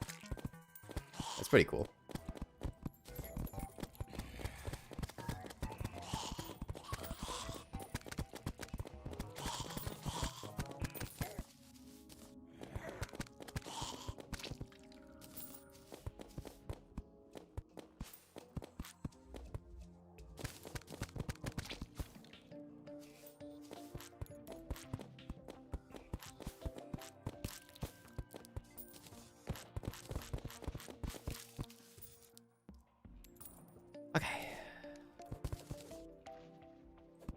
What's the hardest mech boss? The twins are the most annoying for you? I don't think any of them are really hard. I think it depends on the circumstances. You know, depending on what you're using and what you have access to, certain ones can be harder than others. I think Prime usually gives me the least difficulty consistently. But if I was most difficulty, Destroyer usually has the most unique requirements that can cause it to be an issue during playthroughs. Prime is impossible to outrun? Yeah, but you don't need to outrun him. Teleport away if you really need to get away. He has adaptive speed, but just don't move that fast. I should sell these to the arms dealer. Also, it is storming outside right now. So if if the stream goes down, just assume I lost power or internet or something.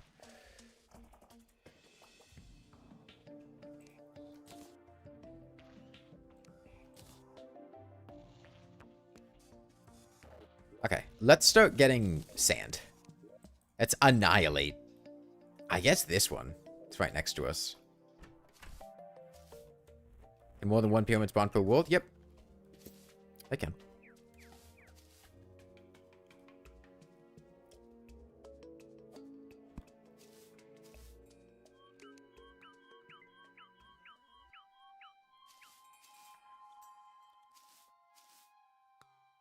Alright, so quickly harvesting sand. Takes advantage of that torch thing. Put down a torch, break the bottom block, let it all fall down. Gets you a lot of sand very quickly.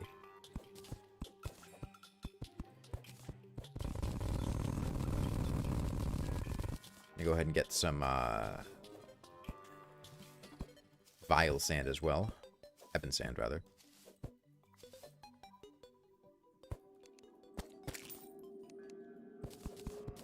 Oh, there's a pyramid right here. Okay. This one might have a sandstorm in it. There's your second pyramid. Hey, if we didn't destroy this, we wouldn't have found this pyramid. I see this says the different sands do different damages. Yes, any evil or hollowed sand deals additional damage and pierces.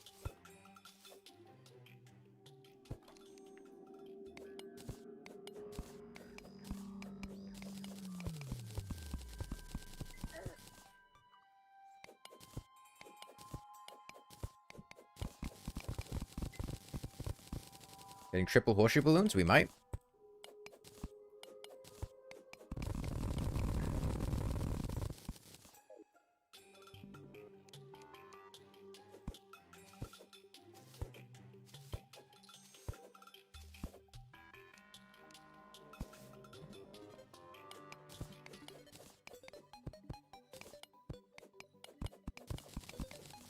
What did sand go in ammo slot?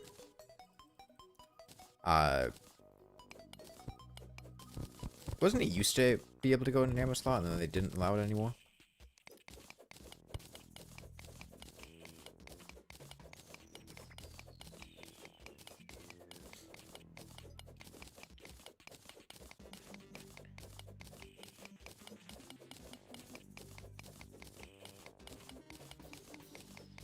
Okay, if I get anything that's not a flying carpet, I'm happy.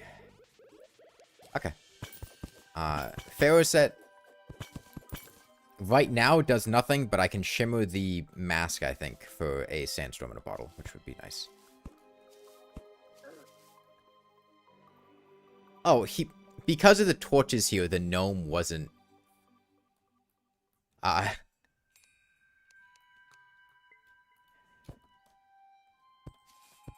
getting petrified. Come on, get up here.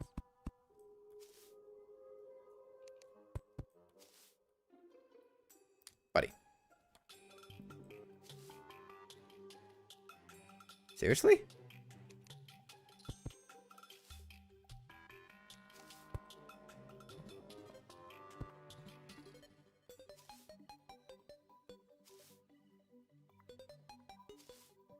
Come on.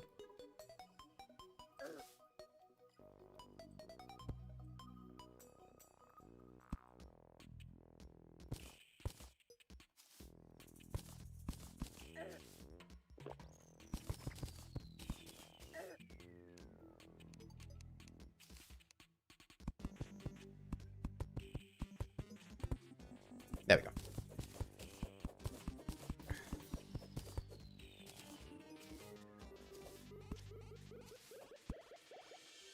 It's the walls? I think it's both, because I'm pretty sure them shining like that means that they're trying to petrify, but they're not in a valid location. Which I don't think happens if they're in front of walls.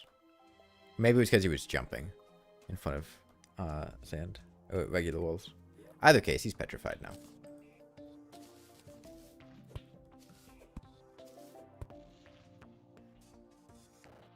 Even if the walls weren't there, the torches also would have blocked it.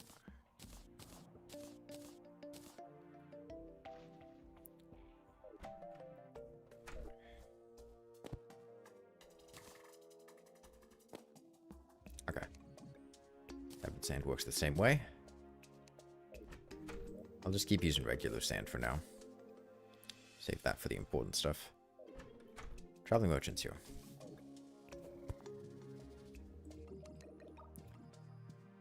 Life form analyzer is good. How to get the antline mandibles? I dropped sand on enemies. I just used falling sand.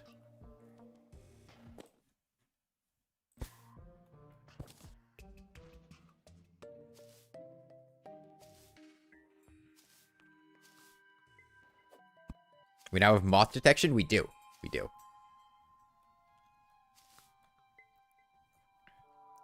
Okay, well, I'm happy to fight the Eye of Cthulhu soon.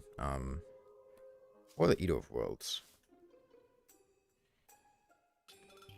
The Sandgun should be supremely effective against the Eater of Worlds. I mean, it's got infinite piercing, high rate of fire, good damage, right?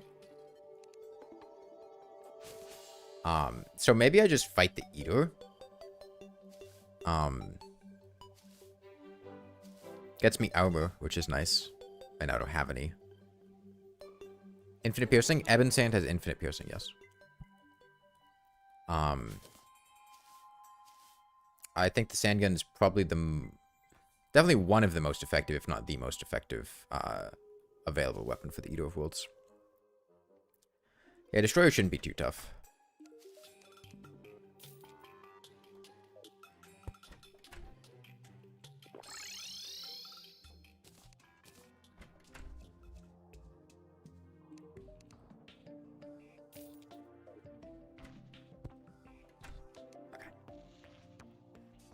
I think it's super good free hard mode. Hard mode is going to be the difficult part. Yeah, but even then, it compares disadvantageously to the Phoenix Blaster. And the Phoenix Blaster is very good. The Phoenix Blaster will, like, get you through hard mode very easily. Only once you get to, like, Golem and beyond will the Phoenix Blaster start to struggle. And this is, you know, obviously it's not going to hold up to actual hard mode weapons, but you can very reasonably get past Plantera with the Phoenix Blaster. And even past that, Phoenix Blaster works. But it's definitely less effective. Sandgun's damage and rate of fire is similar to the Phoenix Blaster. It's got infinite piercing. Very strong advantage for the Destroyer and Eater of Worlds and anything that needs piercing. It's going to be a bit less effective, and it's going to be a lot jankier. But damage-wise, it should be holding out a similar performance, I would hope. Holy Glaze. I like the Phoenix Blaster. The Phoenix Blaster is very good. I've used the Phoenix Blaster to beat the entire game multiple times. I'd happily do it again.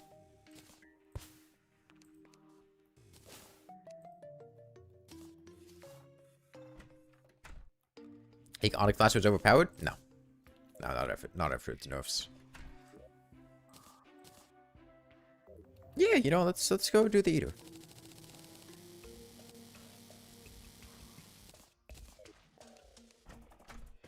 Actually, maybe I should get more max HP first. I'm a little light. I'm only at 180. Hell, I couldn't even have a Goblin Invasion spawn if it wanted to.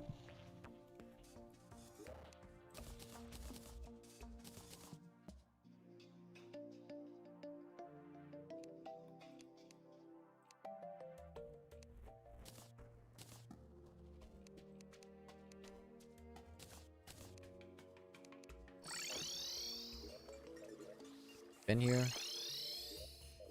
Haven't been here.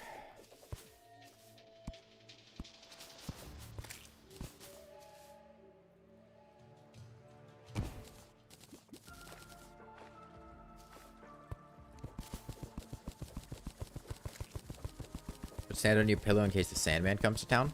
No.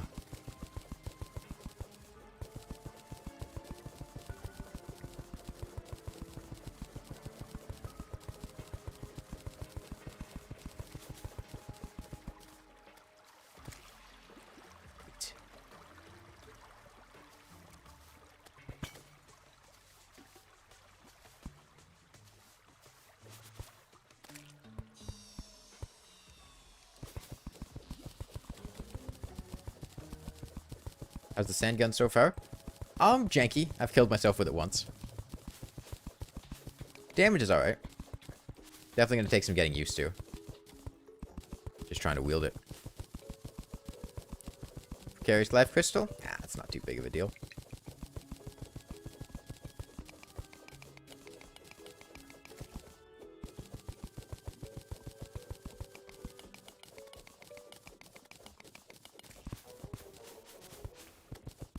Now that I've Spelunker, I can find life crystals a lot more effectively. Hunter would be nice as well, so I don't get man-eater, or just man-eater through walls, but this will do the job fine. Yikes. That life crystal is more difficult to get than the other one. This one's got a man-eater in the way.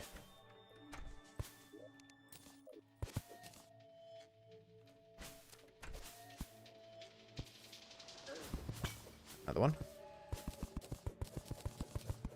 Yeah, by the way, Spelunker potions. Wonderful, wonderful potion. Would highly recommend learning how to make them and getting the materials together to get them, because they will drastically speed up your efficiency when getting stuff. Speed up your efficiency. Increase your efficiency. Right. Chest. Tier 4. I need 11 life crystals for max HP, 12 for a heart lantern. I don't think I'm going to get that off one Spelunker potion.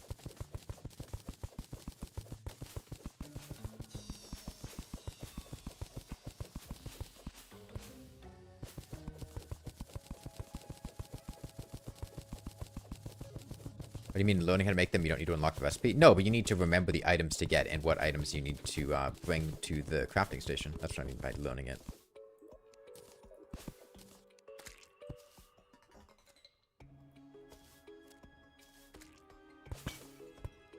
I mean, quite literally just remembering what it is, not unlocking the recipe.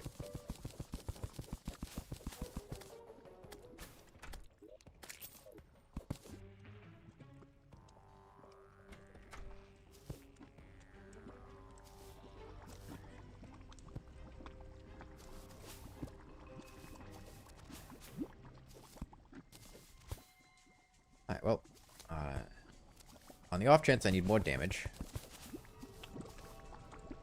grab this blood zombie statue. Let's me farm for a sharp tooth necklace.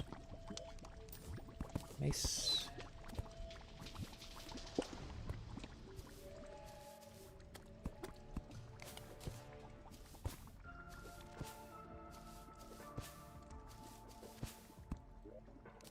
More boots. These ones are rewarding. Oh, put them on later. Whoops. Touch the lava. Granite biomes usually have life crystals. Yeah. There's one. Kill this. More boots.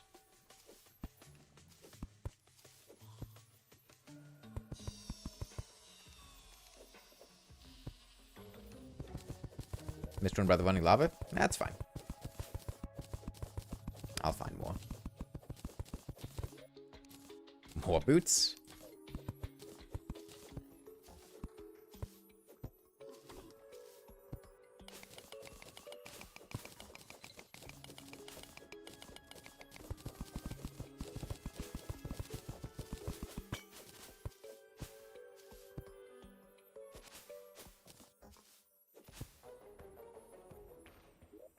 By the running lava? Down there. I see him.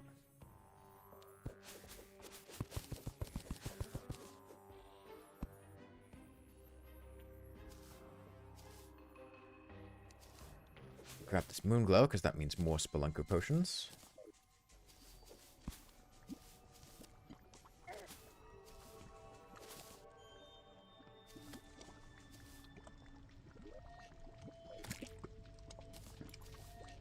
I see it, yeah. Blended in with the colors. We didn't notice it there.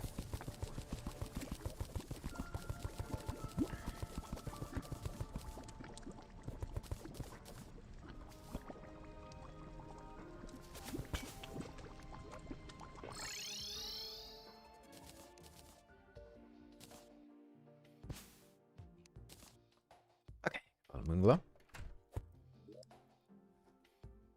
So I need 8 life crystals to eat, 1 life crystal to turn into a heart lantern, and 1 life crystal to throw in the trash.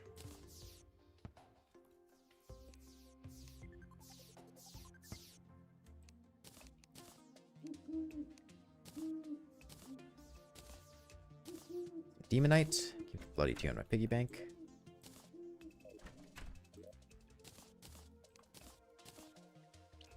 Got grav potions. Don't have much to do with them, though. Can't imagine the Terraria just chomping on some crystal hearts. It's like candy. Like Howard Rock Candy or something.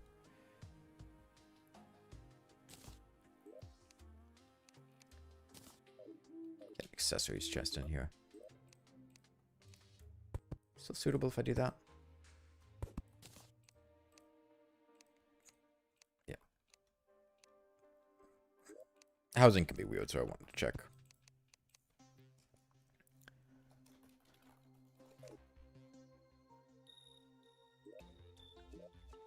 Okay.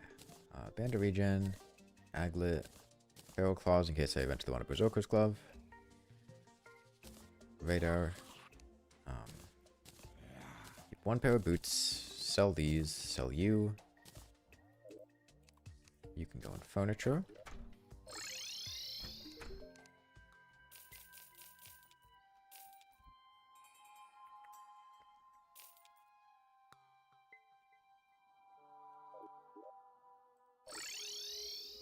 Okay, I'll sit back for a sec. Take a quick break for the night.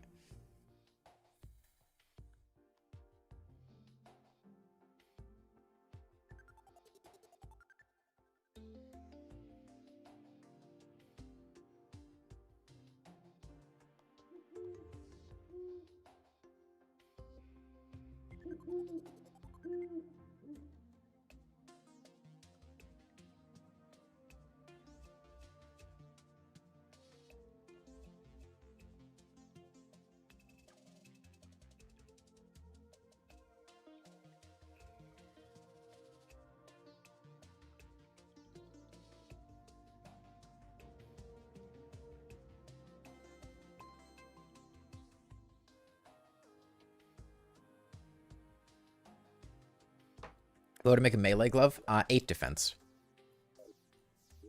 It's feasible that sometime in hard mode, depending on how things go for the Moon Lord, whatever, I might end up needing more defense. Having Feral Claws just means that if that situation arrives, I'll be able to do that. Do I plan to? No, I don't think I'll need to do that. But on the off chance I do, I want to have a Feral Claws so that I have that option available to me.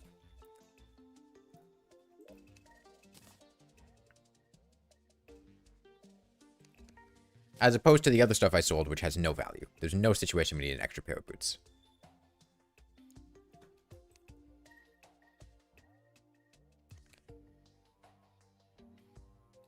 Okay, I need to make an actual fucking, like, arena to fight things in. Because I have valid Goblin Invasions now, and I cannot fight goblins like this. It would be such a clusterfuck. I guess I'll make a spot off to the right. Gold bird?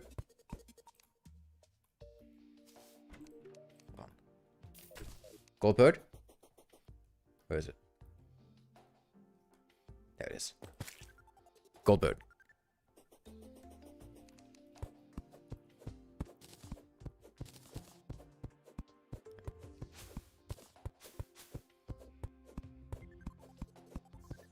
Defense maxing, all 3 flesh knuckle equips at once equals peak. It's good. I'm not on a Crimson World though, so the odds of me actually doing that are low. Sand doesn't pierce, does it? Ebon Sand does.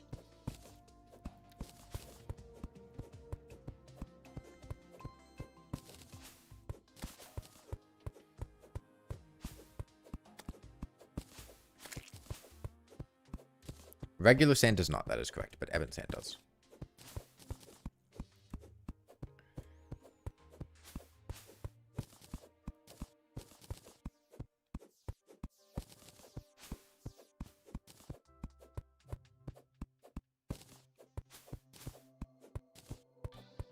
AFK farm on the farm is actually really good for opposite world evil mimic farming. Yeah, but I don't like building farms on stream. Like, I've done opposite world evil mimic farming before. I did it during bouncy dynamite only. With like 10x spawn rates from Journey, and it was still like a couple hours of sitting there doing nothing. Now, granted, I was using bouncy dynamite. Really didn't help out, but I've done that grind before. I don't want to do it again. Then I have to build the farm in the first place, look up the farm. That's another like 30 or 40 minutes right there. And at that point, you're looking at like half a stream between the farming and the building. Oh, and then I have to kill them with a Sandgun. I could use lava, I suppose, but...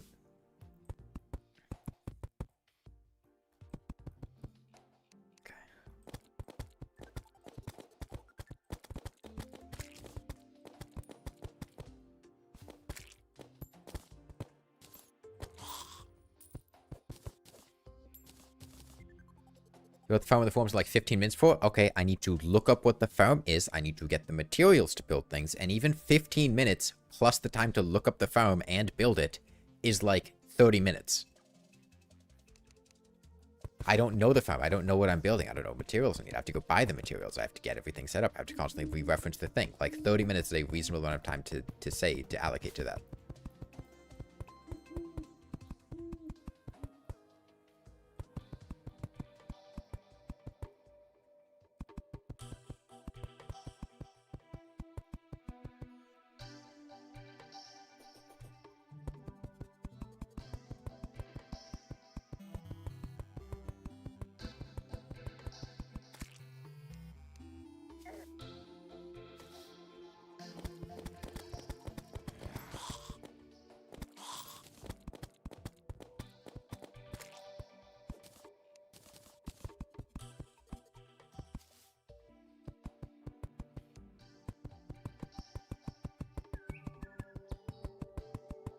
Okay, no goblins, so I don't need to finish this right now.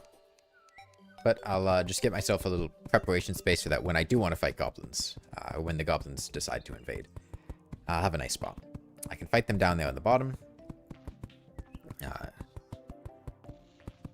As the Torch God's favor is Sunday.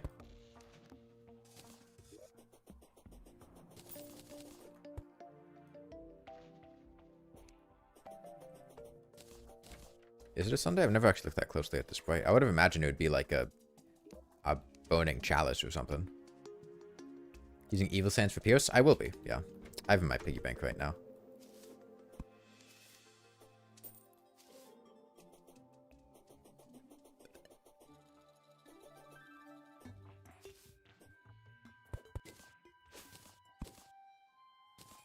The chalice.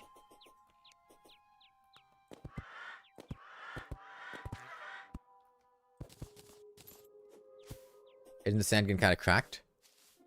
It's quite good, but it's janky doing that.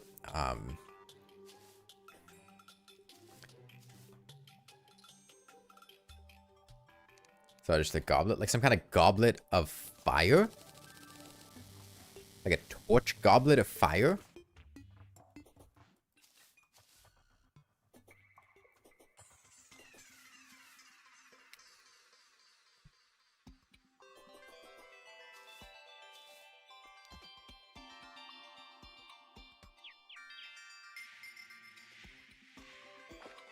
How did you fight the Torch God before any bosses?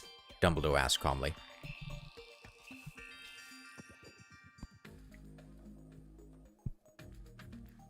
He's the Torch God or be a type of torch? Okay, but like it could be a flashlight.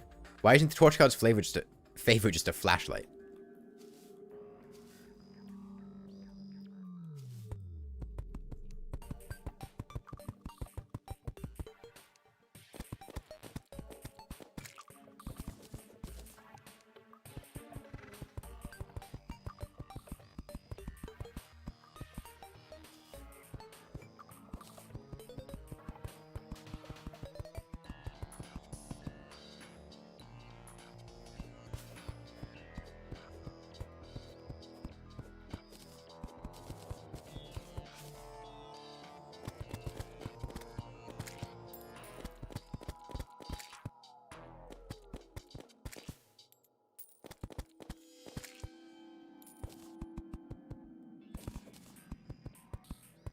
I gotta buy more torches. Actually, I could just put down sand.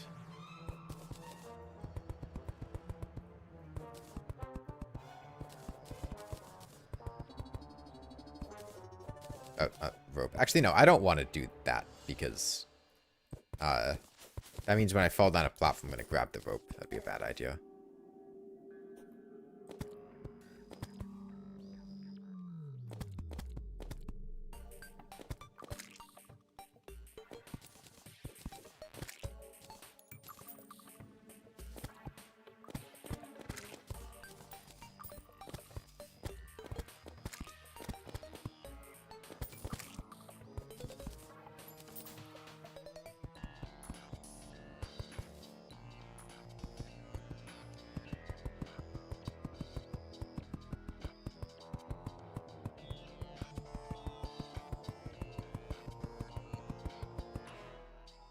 Yeah, from everything I've heard, I've never tried it, but from everything I've heard, ebon sand on a Sandgun should decimate the Eater of Worlds.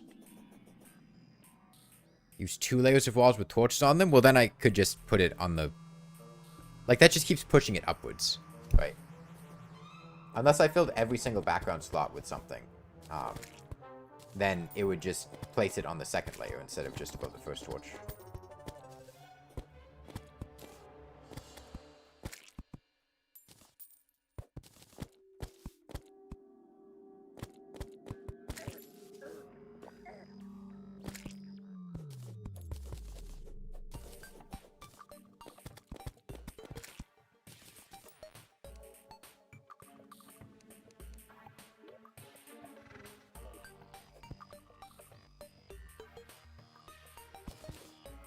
Let me go buy the extra torches I need. Actually, I don't even need torches. I can just use copper coins.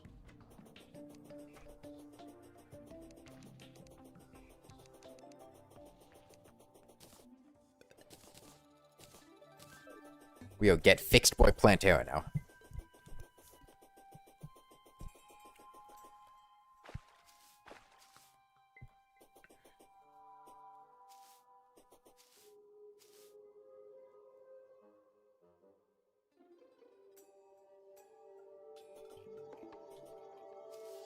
Shooting any sand other than normal sand legend makes the projectile pierce. It's infinite piercing. It's instrumental.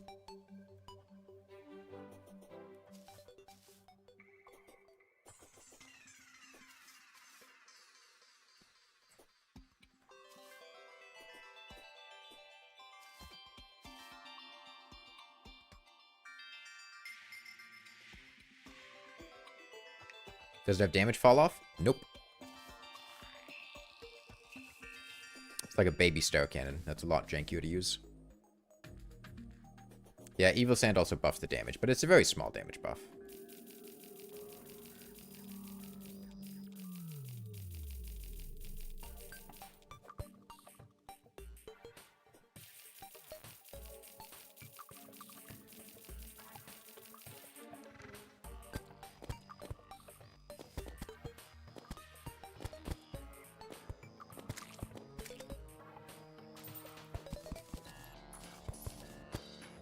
Yeah, I think I will make it slightly taller, though.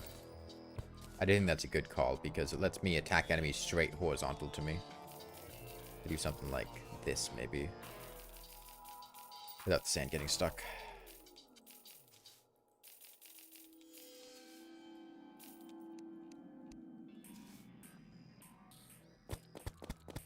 Yeah.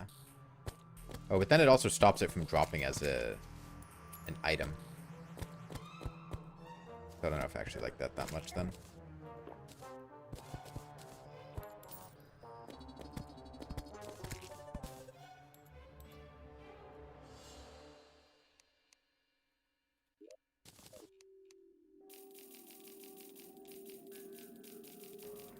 I just scroll Lucifer first. I don't use keybinds for changing my spots.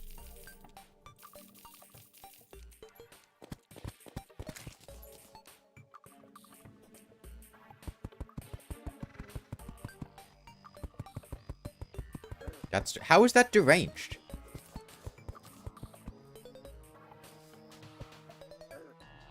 I should have jumped a little higher.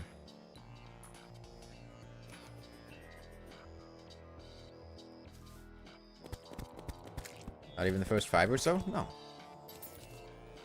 This is not deranged. This is not psychopathic behavior. It is completely normal. There's nothing weird about scrolling to the hotbar slot you want.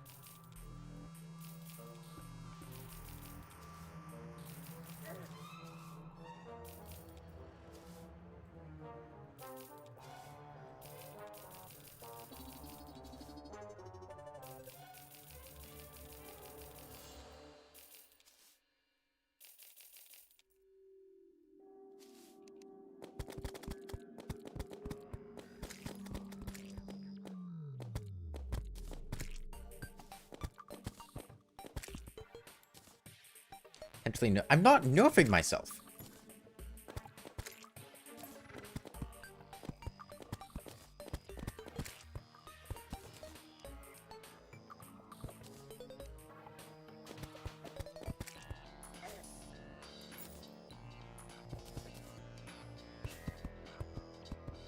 What is the copper short sword for? When I eventually find a slime I want to turn into a squire slime. Right, and I remember to do it.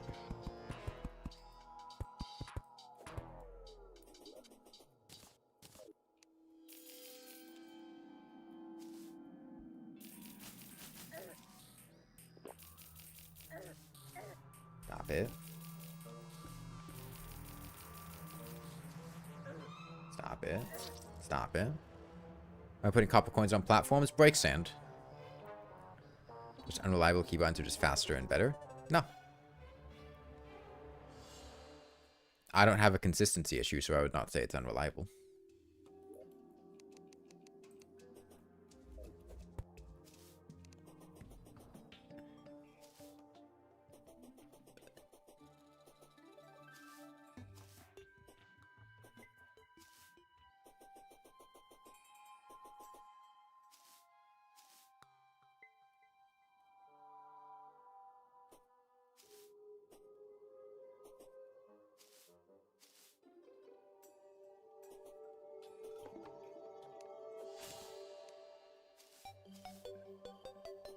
Your hand is too small to effectively use keybinds. Does sand break on hammered platforms, the upside down ones? It wouldn't. No. One layer is enough. There's a little bit of awkwardness sometimes, but one layer should be enough.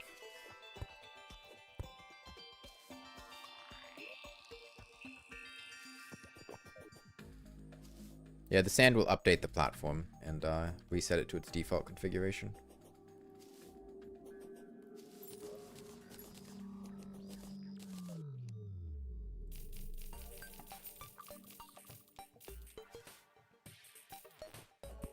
One more layer should be good.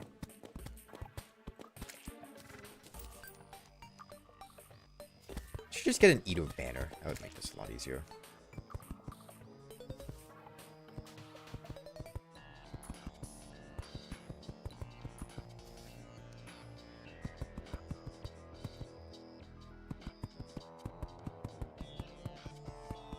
He built the entire arena with copper coin with the Sandgun not spawn sand.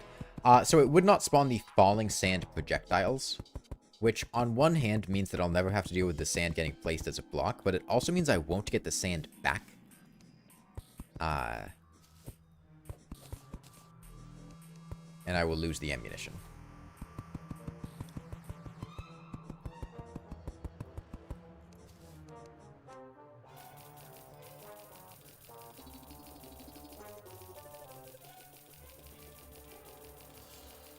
There's no such thing as a straight femboy. No, I know, straight femboys.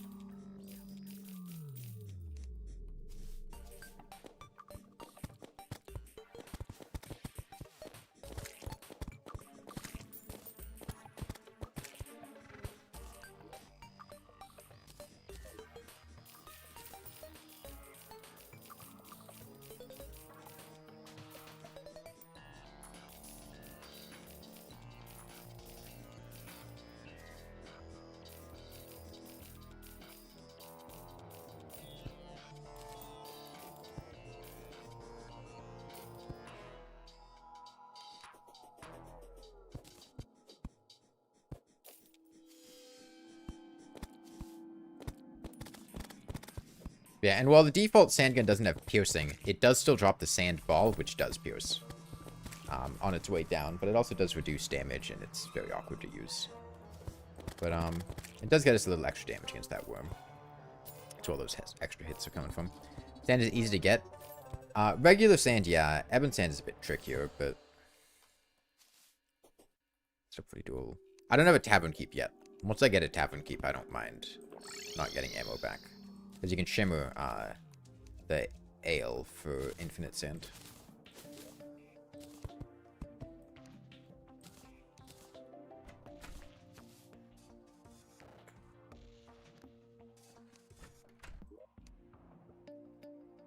Okay, let's go for the Eater. Don't have the highest hopes here. Mostly on account of a lack of defense and not good ways to deal with Vile Spit, but we'll see how strong this thing is at just wrecking the Eater.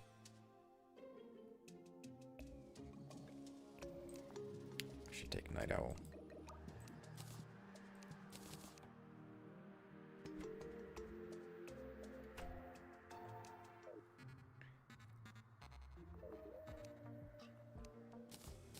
Campfire too.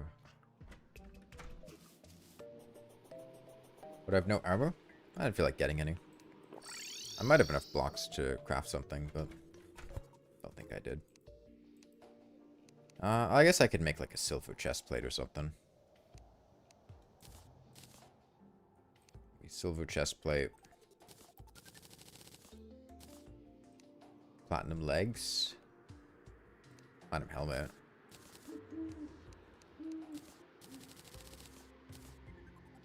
That's the best I can do.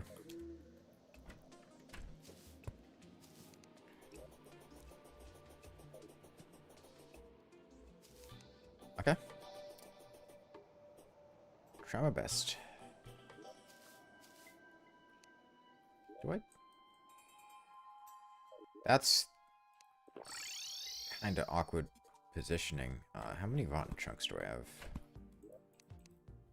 7.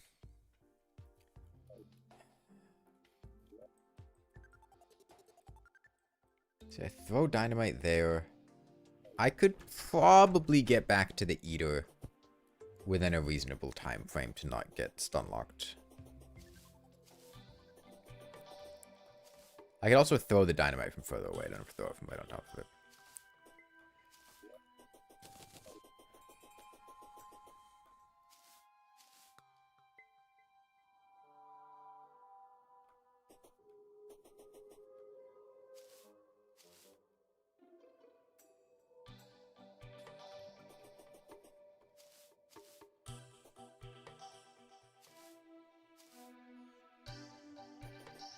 The walls and you craft into sets of 4s? Yeah, you craft 4 walls at a time.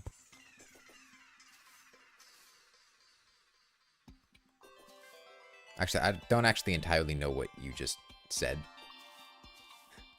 Is this wrong to evolve into tanking? No. Tanking deals good damage.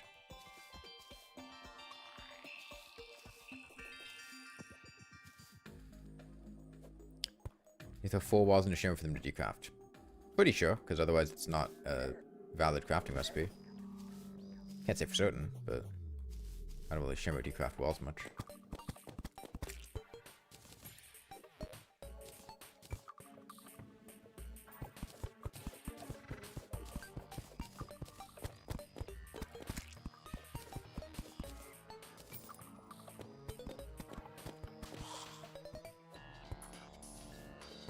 Doesn't make evil walls? It depends on the wall. Some will turn into cursed walls, which are the ones able to spawn enemies. And then some of them will decraft.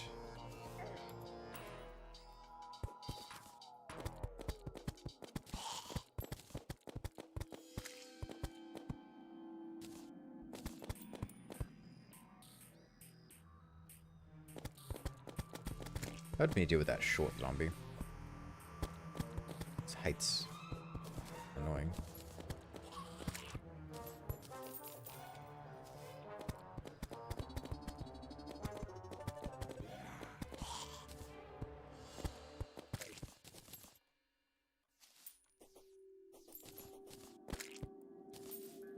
Okay, well, I gotta start heading down to the Eater. No, not that one.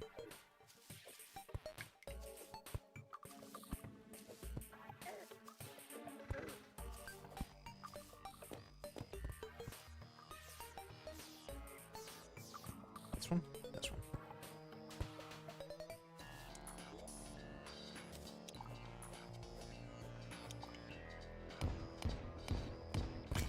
Shit. I should have thrown one less. Damn it. Oh, that's gonna make summoning the Eater very annoying.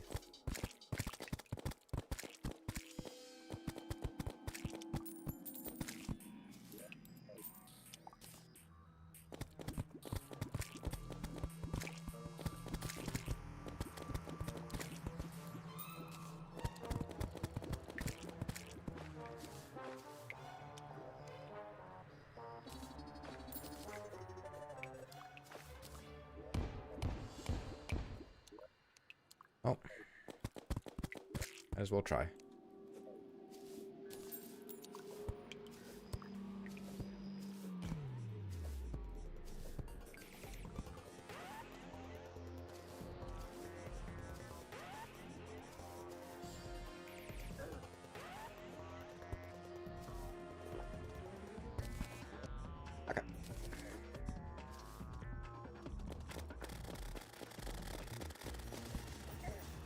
That's yeah, it's a lot of damage.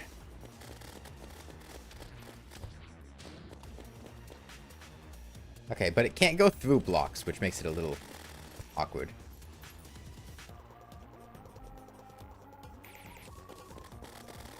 Infinite piercing on the Eater of Worlds really puts in work. If we had a better setup, we could have attacked his coil at the beginning. So I can't shoot downward through these, which is throwing me off a little bit.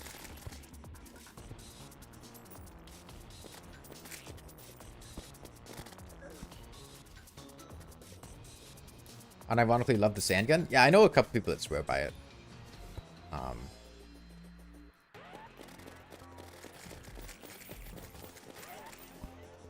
Okay, so it seems like horizontal usage of arena space is my best bet. Vertical stuff's tricky, because I can't shoot downward.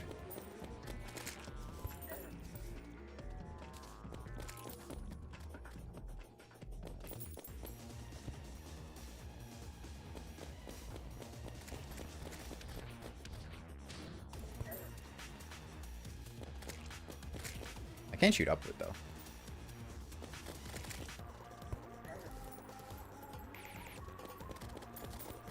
Good alternative for Stout Cannon on the Destroyer. I don't know if the base damage is high enough to really make it that great on Destroyer. The other thing is it doesn't have the very long range that the Stout Cannon has for, like, the cheese strat.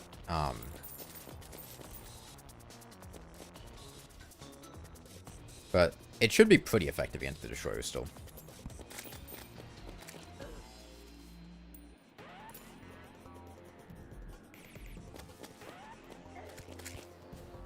Alright, just one more. Yeah, that is a very, very, very easy way to do Destroyer first. And then I'll play if you think it's worth using for the effort. The Sandgun? It's not much effort to get a Sandgun. The Sandgun is supremely effective against the Eater of Worlds. If you struggle with the Eater of Worlds, or like if you're on Get Fixed Boy or For the Worthy, I think the Sandgun's one of your best options, if not the best.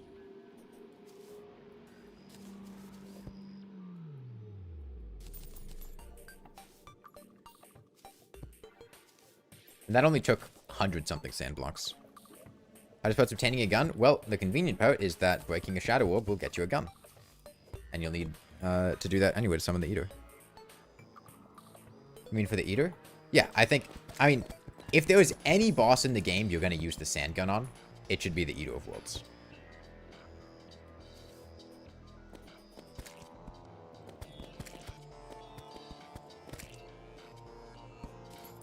It's pretty solid against the brains like phase 1, but it is basically it's anti-worm.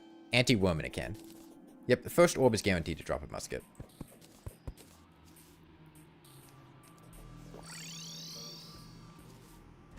It's too late in the day. I was going to fight the eye, but it's almost daytime now.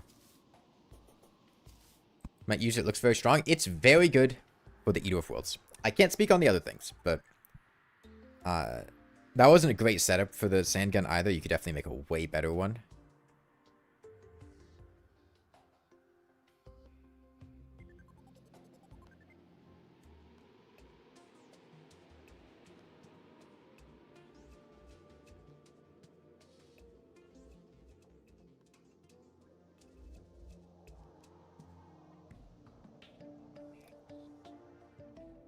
Yeah, same with the Hearts. They'll drop the Undertaker.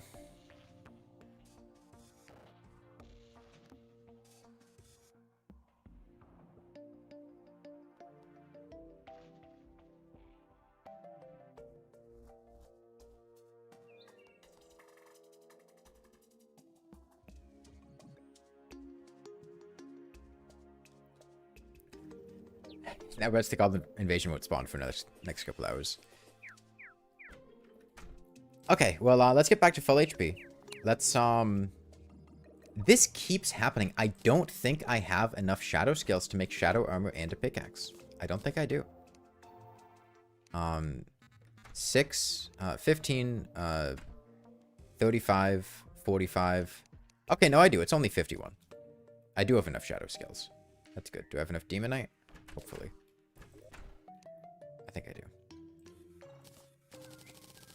This is the reindeer from Reindeer.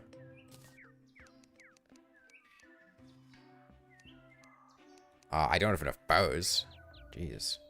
Let me check if I missed any drops. This never happens with the Brain of Cthulhu. I always have enough with the brain.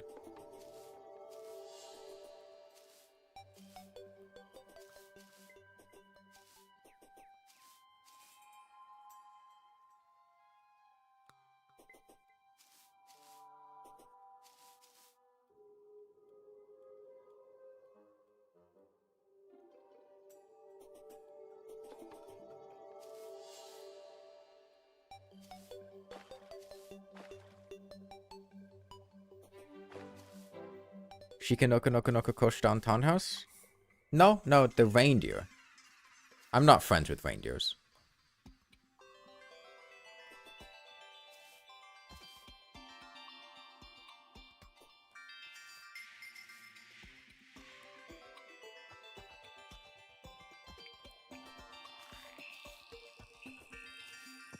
It should be pretty good on the Wall of Flesh, too.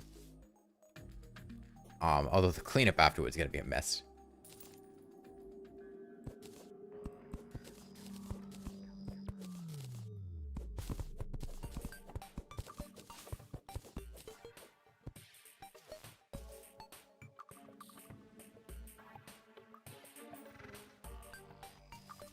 Nothing down there.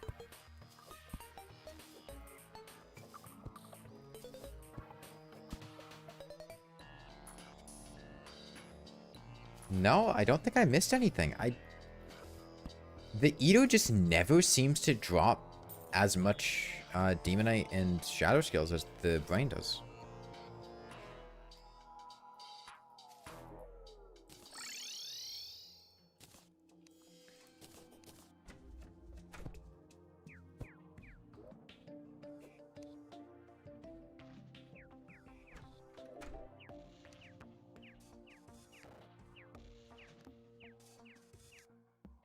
Well, you know, we could just fight him again. Right? Actually, no, we're gonna fight the Eye of Cthulhu tonight. I'll get Demonite from the Eye of Cthulhu. I'll just hold off in the meantime.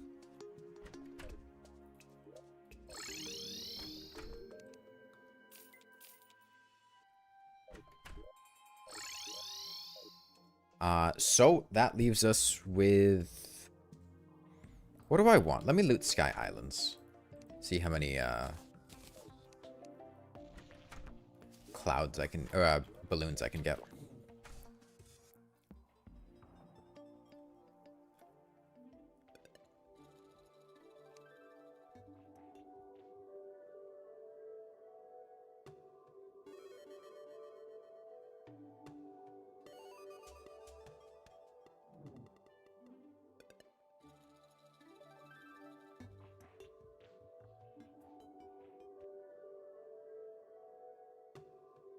Buenos Howder for you? I think it depends. Magnet. That instant? Wow, she works fast. She's just floating on an island. I guess she lives on an island, but you're just sitting on that rain cloud.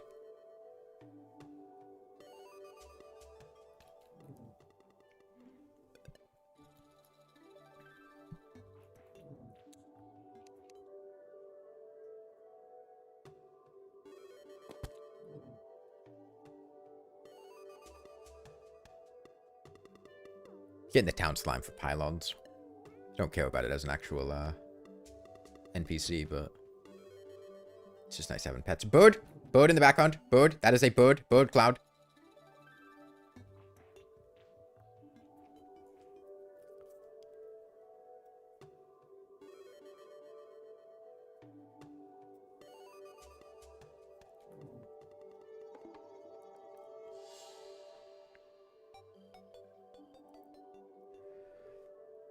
I do think I will need to make an actual damaging build for hard mode and potentially min-max my damage a bit for the mechanical bosses specifically.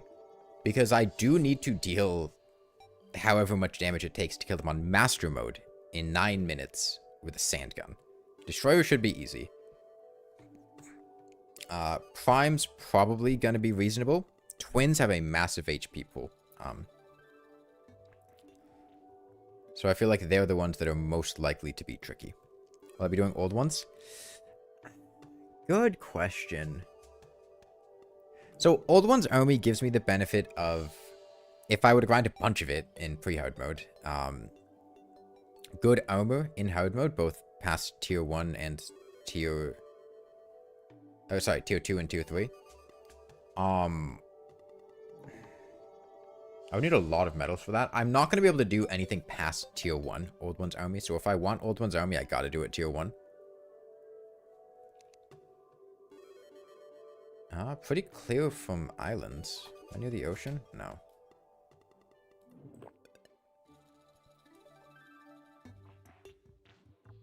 It would be...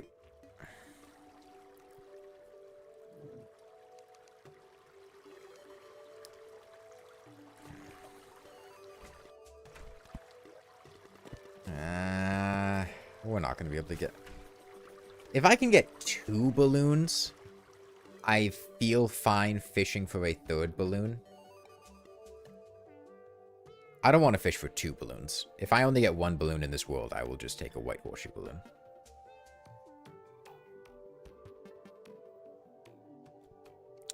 It's an island. Oh, a lake.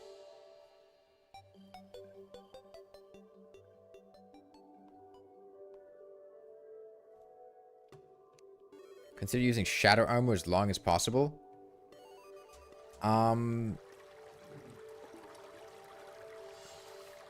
Why?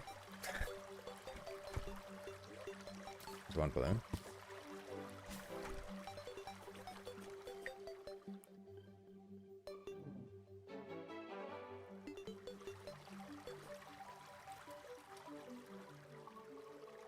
I don't see any reason I would use shadow armor for that long. Movement acceleration bonuses? I don't need the movement acceleration bonuses. I need damage.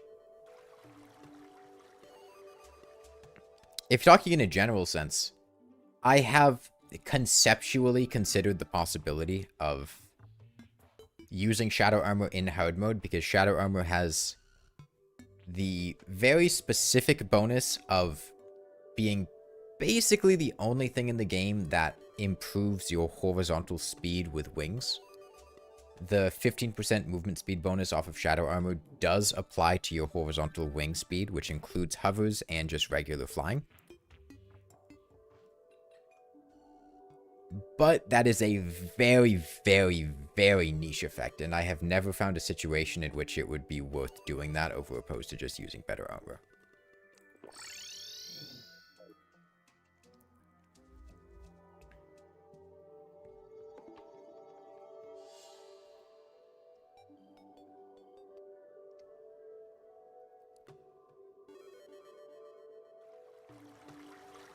Average kills is 50.8 per boss, which is coin flip, you get more or less than that. What about tissue samples?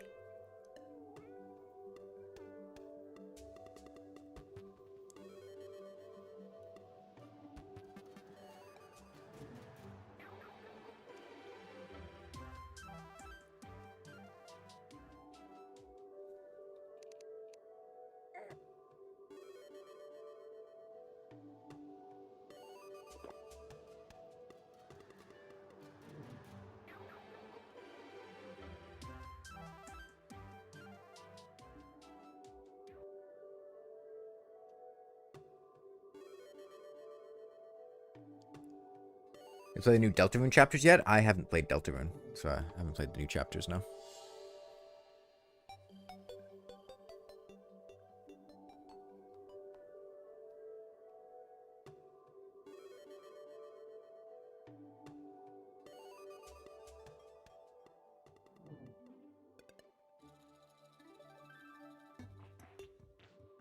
They're amazing. Deltarune is by the, like, Toby Fox, right? Is it like the Undertale guy? I haven't played Undertale either. I don't have thoughts on Deltarune. I don't have plans to play it or not play it. I don't really know very much about it either.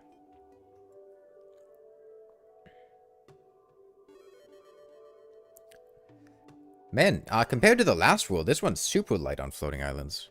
Played one shot? Nope. And you get flamed for having never played Undertale? I've never been flamed before for it.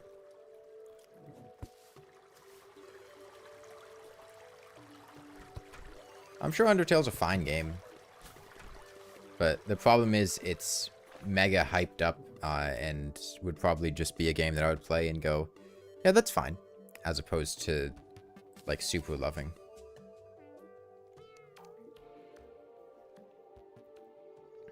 Ichor Sand? There is no such thing as Ichor Sand.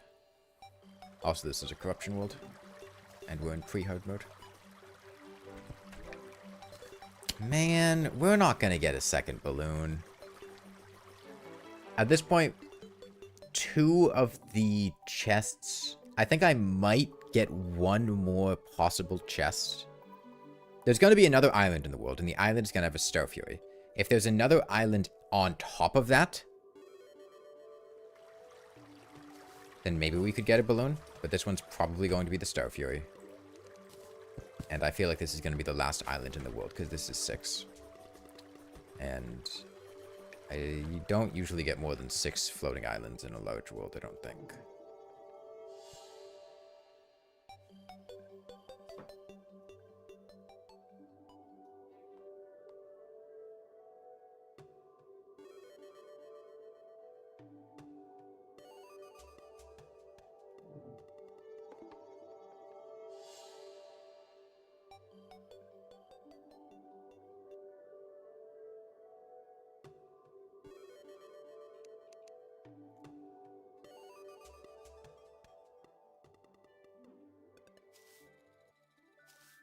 Yep.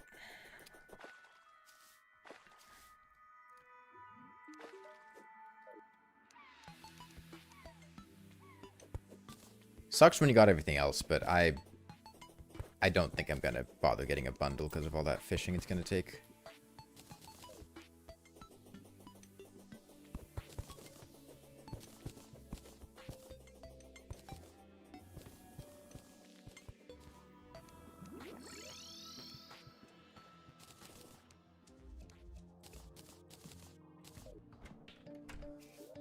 Multiple endings are always cool in games. It depends on the game. I think some games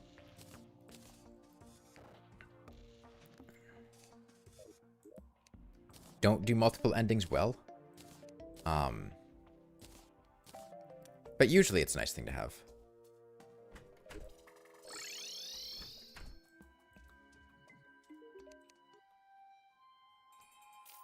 Okay, I'm not going to need a Celestial Magnet for anything. That's worth a lot of money. Did they not decrease its price from the Traveling Merchant cost? That's way more than I thought.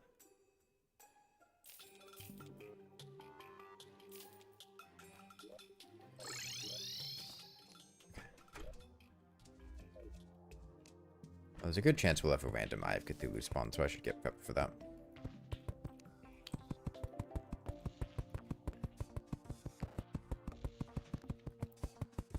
What exactly is the Cavern Layer Stout for fishing? I have to ask somebody else. I don't remember specifically. No random Eye of Cthulhu spawn. I still want to fight the Eye of Cthulhu. My money's in my piggy bank, which is in here.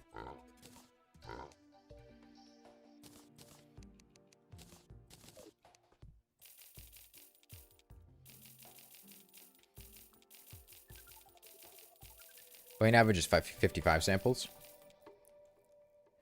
Does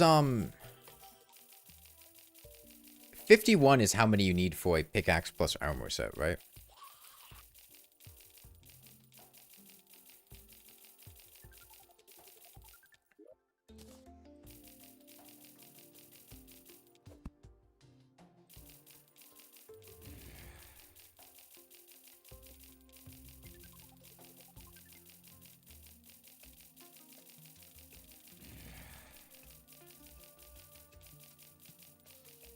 Just decraft the pickaxe. I have not found the shimmer yet.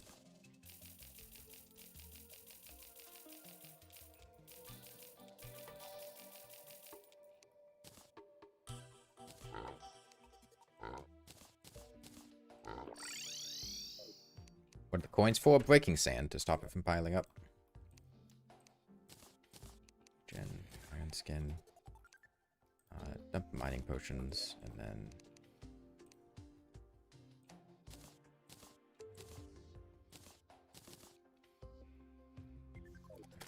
Set. Okay.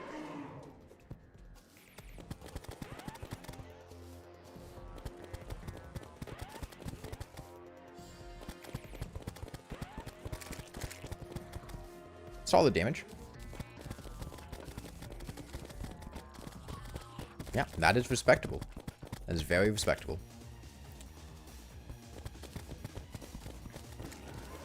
Different types of sand deal more damage.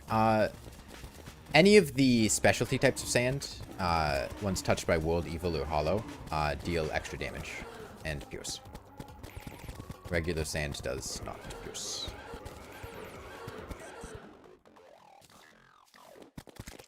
However, it's a little trickier to get the evil sands compared to regular sands, so I'm not focused on that. Alright, do it again.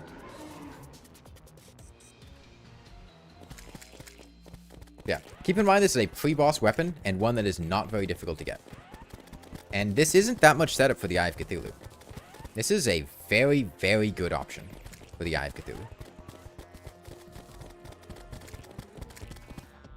It's very good against the Eater of Worlds, too. Getting the Sandgun immediately in your playthrough is a solid choice. You will have to deal with a little bit of jank. It's by no means the best choice, but it's a respectable option.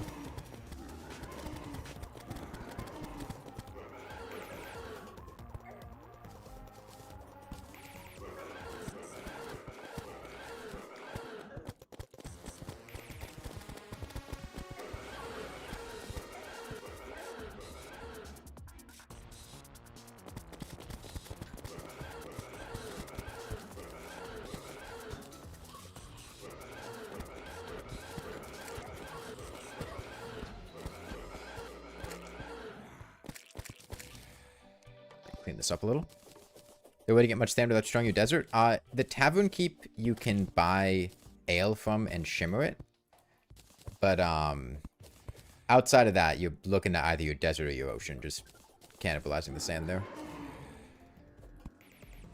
Probably less effort and more payout than rushing hell for a demon scythe. Yeah. Although demon scythe is certainly going to be less janky. That's the main thing with the eye, is just, oh boy. Or sorry, not the eye. The Sandgun is, oh boy, this is a, it's clunky. I mean, I have to have all these things down here to stop the sand from piling up. It will damage me if the sand's falling and it hits me again. Sometimes it just piles up on top of the coins if I hit things at the wrong spot, which kind of sucks. But if all that aside, it's pretty good.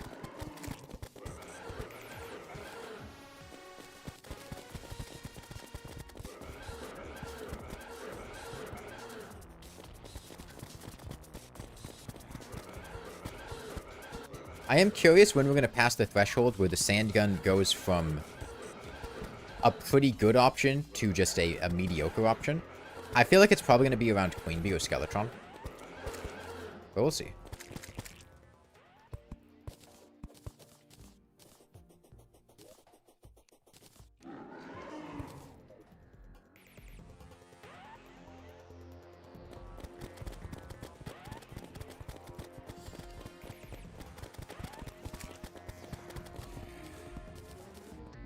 Yeah, so ideally with the Sandgun, I attack upward. You also basically have infinite ammo. Yeah, I am losing a little bit of ammo each time, because if the Sandgun projectile spawns in a location where it can't, where it would break immediately if it were to land, like if there's another thing in the way, it won't spawn, and then it just eats the sand. Like if I try to shoot the platform here, nothing spawns, because that's not a valid location for a sand block to fall. And so it just gets deleted. But you get most of your ammo back. But again, ammo is not really a huge issue. You can also farm infinite ammo with the Sandgun. This has kind of been obsoleted by the Shimmer Tavern Keep strap, but if you have an ammo reservation effect, like an ammo reservation potion, or an armor set bonus, or I think Fossil Armor would be a pre-order option. Or ammo box. Sand is an ammo, so you shoot sand, and you have a 20% chance not to consume the sand that you shot, but every sand that you shoot will give you a sand block. So you can farm unlimited sand by just shooting a sand gun with some kind of ammo reservation effect.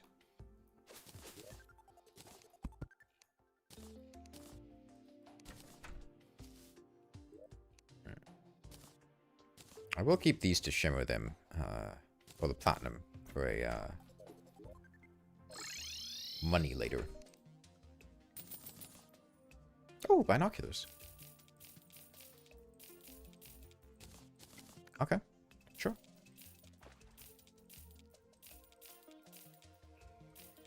Survey drop.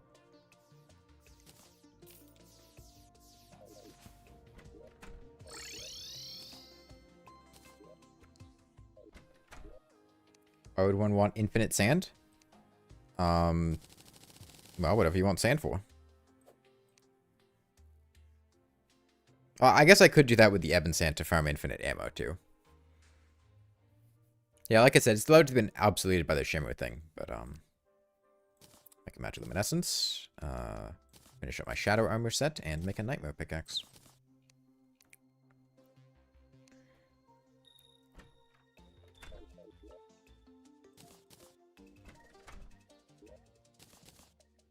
This would be a nice time to get a Goblin Invasion. Hope they come this morning. Or this coming morning.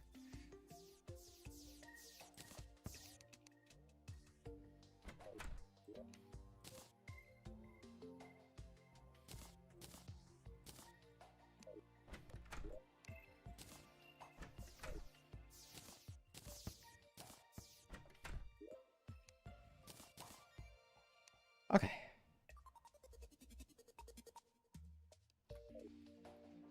And no goblins.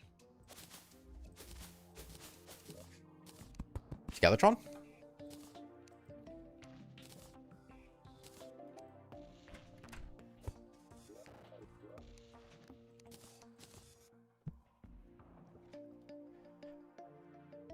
Do Skeletron. Why not Fossil Armor? Didn't feel like mining for it.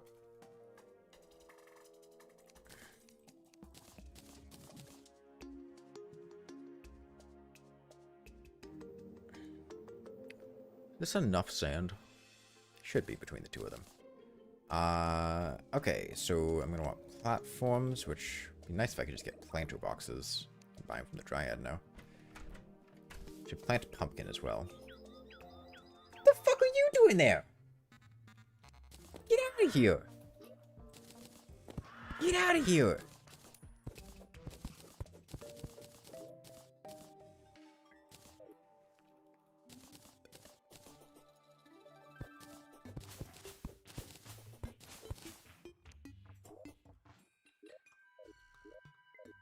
Well, there's another classic example of it's not the biome that matters, it's the block underneath. Or the block on top, underneath where the enemy spawns that matters. Vultures don't spawn on a desert, they just spawn on sand. How did the Eater Worlds go? Oh, we just shredded them. Piece of cake. Very, very easy fight. And do you actually this or any other run? On a legendary world using For the Worthy? Just sounds annoying. More than anything else. Don't have any particular interest in doing that. A solid amount of pumpkin. Some planter boxes.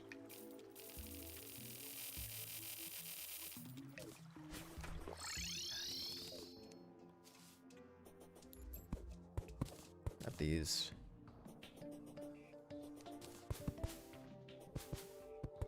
Even Hollow Mum's gonna spawn a lot in hard mode. I'll probably get him out of him. Okay, now strictly speaking, we have unlimited sand from the Tavern Keep. Once we find the Shimmer.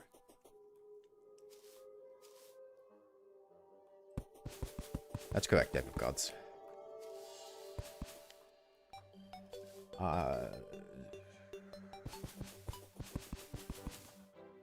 You have the data for classic / expert / master difficulties in both bosses. The data for what? The drop rates of stuff?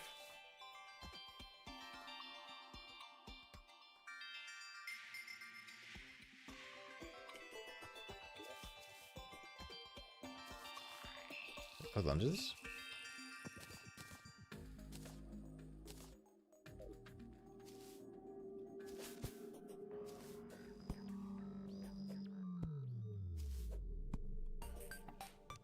Well, can you see the abbreviated version?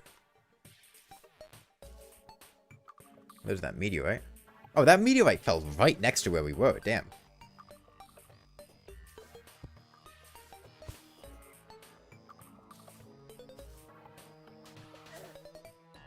Is the abbreviated version that you get more from Crimson?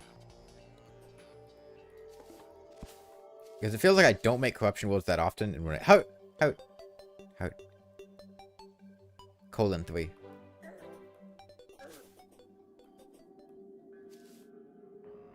Wait, no, less than 3. :3 is, like a cat face.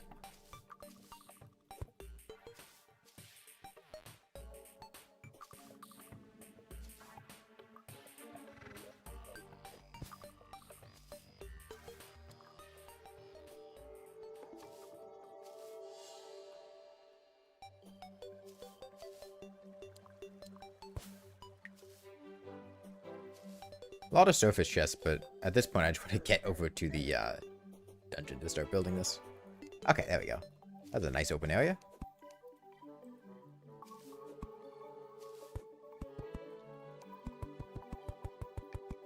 On average, you get more than necessary on Eater World's Expert, Brain Expert, and Master, Brain Master, below on every other combination. Okay, so Master Eater of Worlds gives you fewer than Expert Eater of Worlds? Is that what I'm reading off of that? Because of the restructuring of the drop rates? Okay.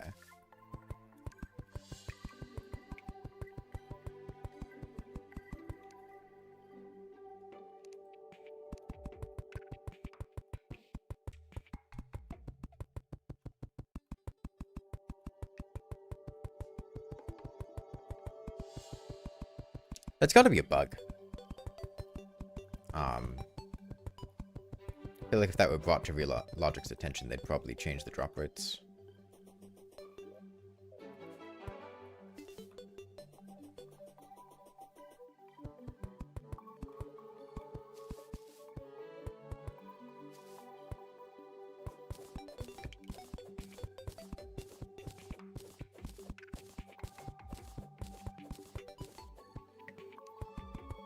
I can give a Slimer proper short sword.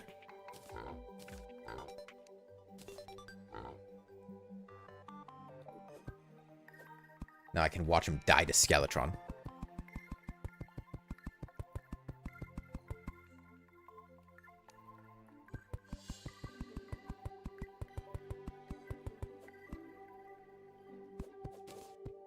How many hours in Terraria? 5.8 thousand, I think.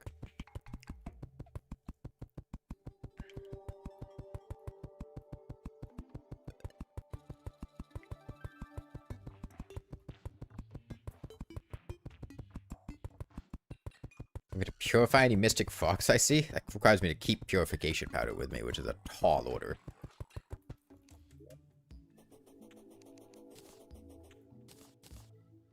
I don't have enough money. I need to actually grab money from my piggy bank to have enough coins. Oh no. I should have just used platforms. You can't block swap on top of a grown plant on a planter box with a lot of pieces of furniture to place them automatically. Which means I have to take out my pickaxe for each one of these flowers I want to break. It's the one annoying thing about planter blocks, or planter boxes, is that block swap does not play well with the flowers on top.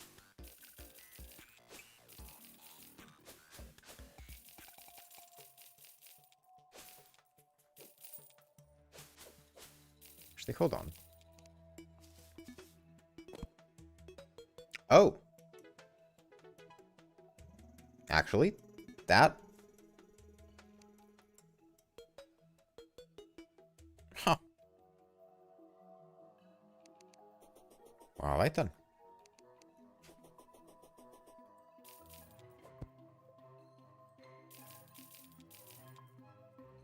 I don't know if enough will grow by the end of the day, but I'll just fill in the gaps.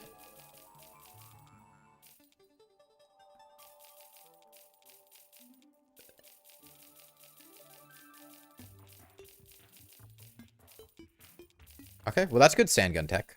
Just placing planter boxes, the flowers from them will stop the Sandgun. Will stop sand from being placed.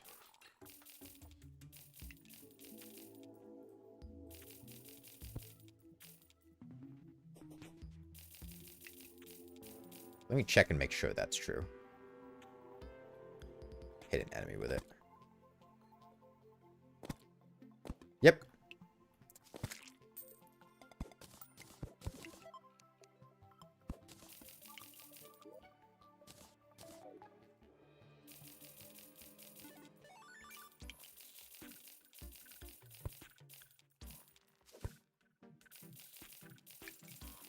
Might just be used, but placed coins look sick. They are pretty cool.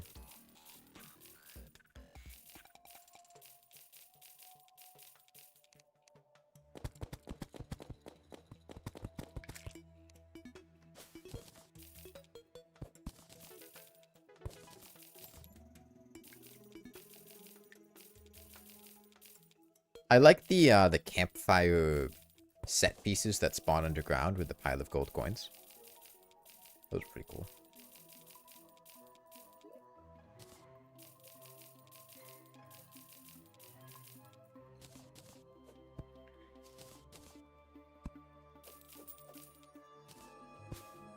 Get you.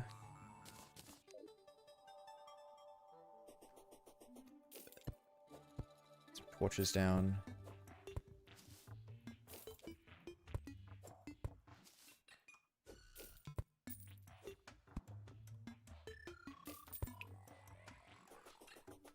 Some of those pumpkins should be grown by now. I should be able to get some. Alright, and then I'm down here.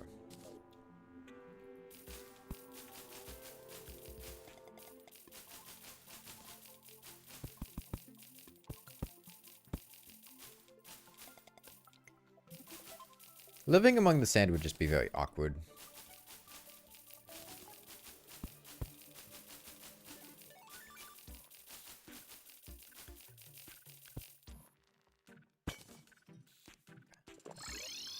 Should have enough time to grab a couple pumpkins here. Only need 10. 6, 9. Okay. Make a pumpkin pie. Put the rest of these in potion ingredients. Get you out of here. Furniture, that's where I want you. Take you too. It's a free buff. Is Clone placing a 1.3 thing? I don't remember when it was added. Someone has done a Sandgun no breaking sand challenge before. Yeah, I mean, just because somebody's done a challenge before doesn't mean it can't be fun to do it yourself, though. It's stream on 3x speed and using Google Translate to make me speak Mandarin. Why?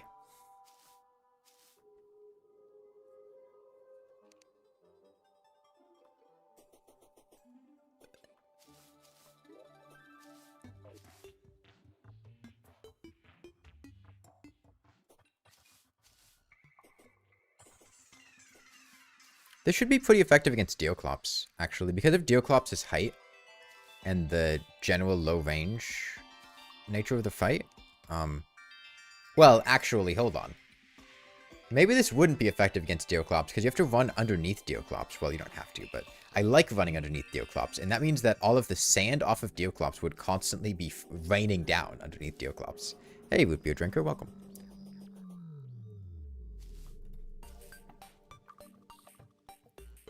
Yeah, coins block falling sand. Well, coins cause falling sand to break when they fall on them.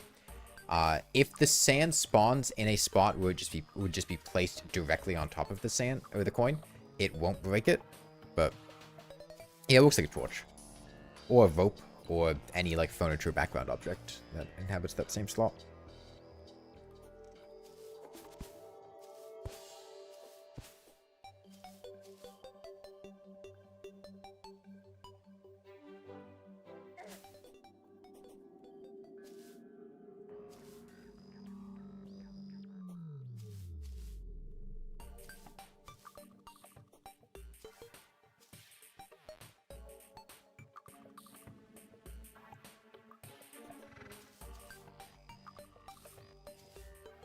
Let me get this match luminescence on. I'll be honest, I do not care for the flying carpet. I'm just going to take it off now. Wouldn't rope coils be somewhat effective for completely blocking off sand placement? Rope coils. I guess, yeah, you'd kind of place them there, but it'd be a real headache to get working, I think. This is a weirdly barren dungeon.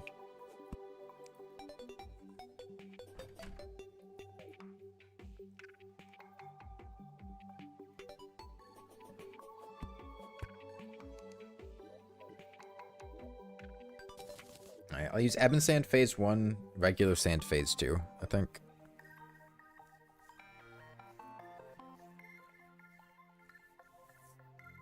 Actually, do I even... I'll see how much piercing is even helping. Would I place coins on the platforms to stop sand from being placed on them?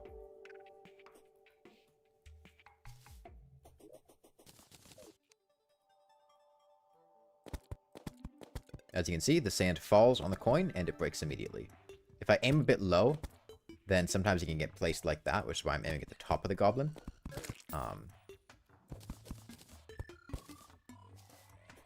But that's why there's these coins everywhere. The flowers from planter boxes also count for stopping it.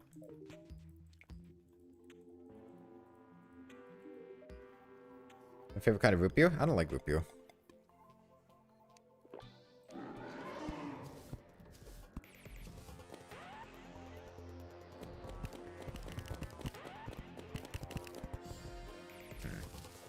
Hitting his hands are a bit tough here. Yeah, I think I will go for the piercing. It's just gonna make a mess over to the left, but you can always clean it up later. The damage is not bad.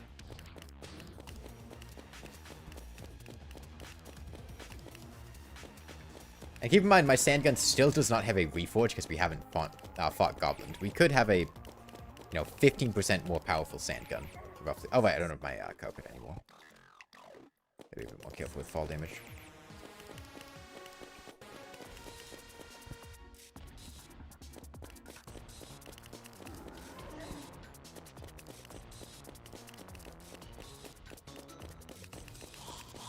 Alright, hands down. Switch to regular sand now. Oh, maybe the regular sand was a mistake. It's all falling on me. Whatever. But yeah, as you can see, the sand's falling down. Whoops. And most of it is breaking immediately. I think there were some early spots down there when I had been shooting the hands in the top left of the arena. Kind of messed up that part, but... Dad's root beer is also pretty bad, but A&W and Mug are pretty good. I just don't like root beer much.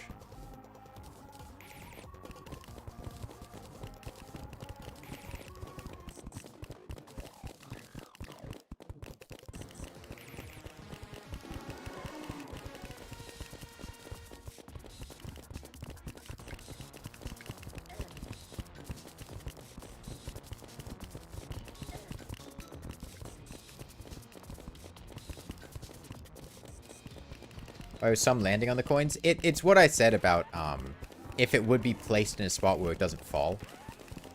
It's just some of the aiming shots. Hold on. We're good. Some of the shots are aimed in a spot where it doesn't land, so it just sits there. think if I had been using Ebon Sand, that wouldn't be happening. It's why it's only happening with the regular sand. Had me sweating? I was fine. Skeletron wasn't going to kill me. It's Skeletron. Yeah, put Diamond Hook over Skeletron hand. Okay, that's Skeletron down.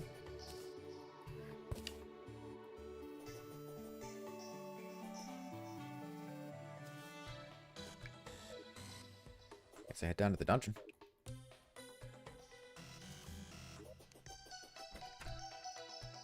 Get my inventory a bit, though.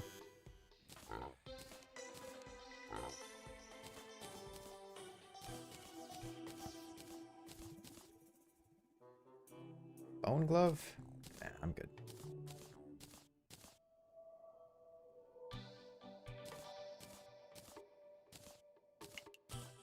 Just put the stuff in here to consolidate space for later. Temporary measure. This is medium core? Nah, it's soft core. Well, one of these days we'll get a Goblin Invasion. One of these days. Actually, back to the good old days where I'd find the Goblin and Mechanic together bound in the dungeon just because you'd kill Skeletron before doing a Goblin Invasion. Okay, key immediately. That's good because it's kind of difficult for me to get keys. Gets me a Cobalt Shield, pretty much guaranteed. So anything else I really want in the dungeon? I mean, Necro Armor would be nice, but it's going to be real tough for what?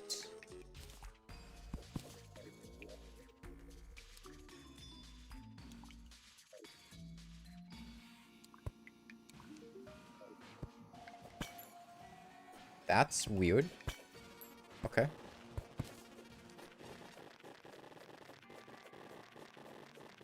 I don't know why that happened.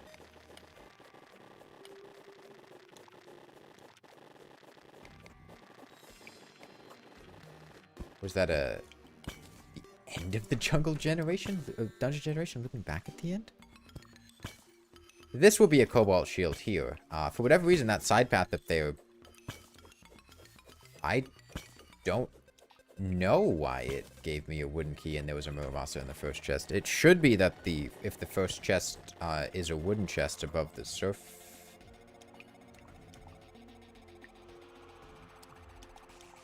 That's underground. That's underground. I think that's the end of the dungeon generation chain looping back to the beginning and placing a wooden chest. Maybe? Complete guess there. That's just the only thing I could think of that might explain that.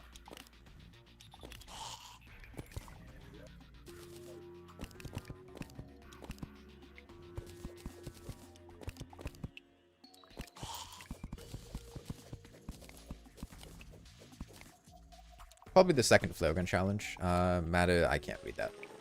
That's wood salad. Whatever your name is.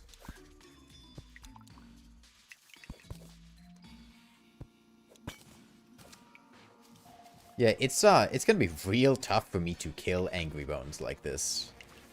Huh.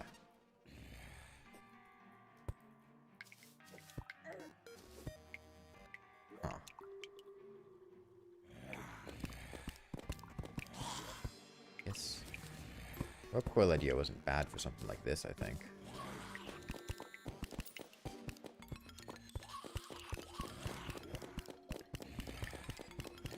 It's the easiest challenge I've ever done.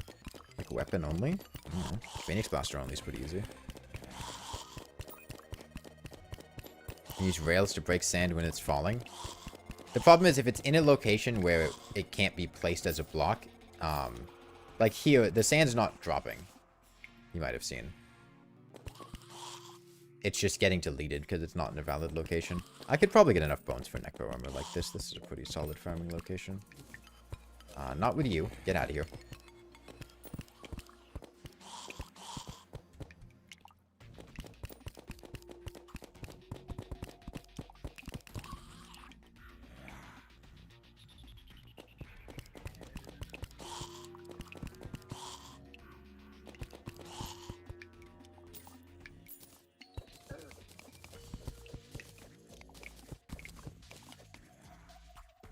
Oh, there's a key.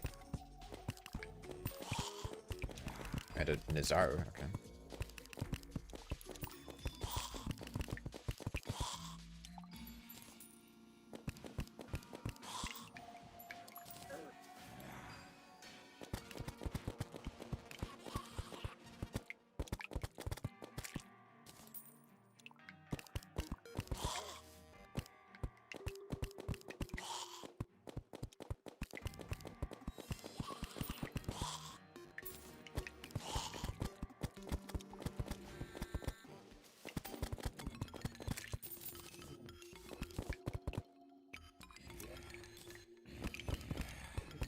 I got that on the off chance there'd be a shadow key in it.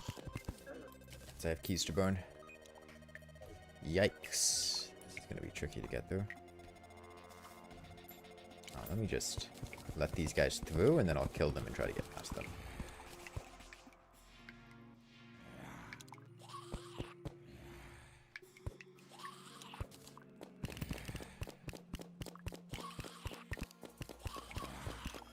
All flesh should be pretty easy because the sand does get in the way and it's decent DPS. Yeah. Sandgun should be pretty effective against the wall of flesh.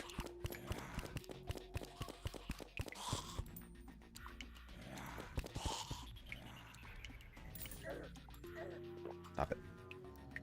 Alright, we get that cobalt shield. How many bones is it for necro armor? I don't remember.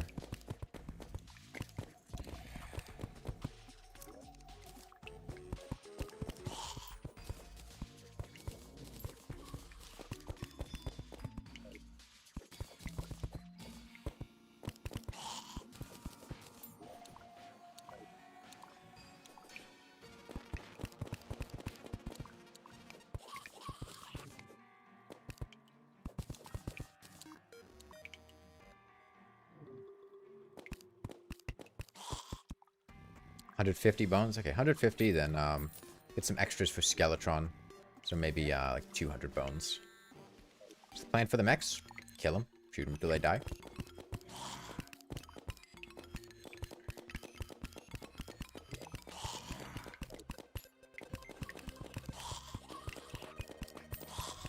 $110 if you get the ancient helmet.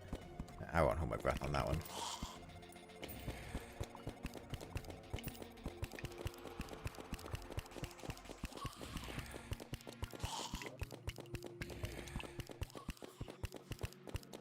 Yeah, as you can see, I'm losing ammo here now.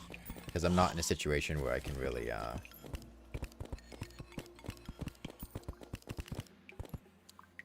resupply. Just because of the nature of how killing these guys works.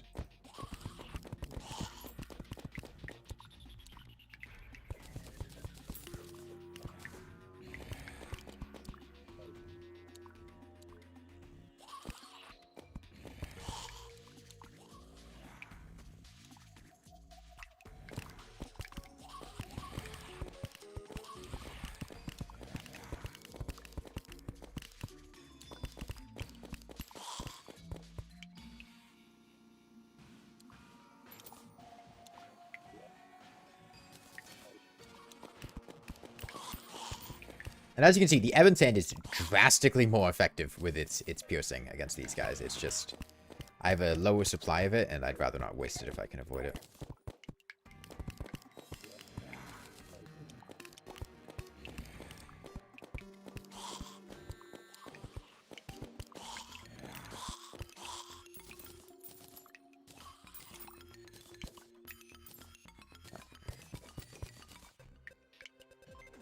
Go. I'm going to open some more chests, try to get a shadow key.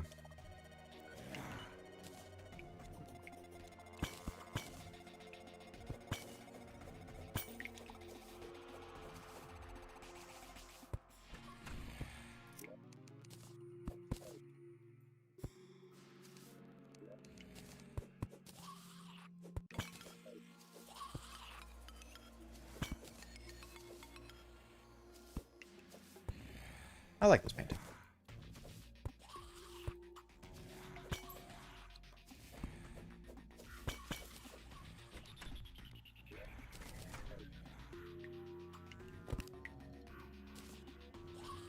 This broke the dungeon vase? What?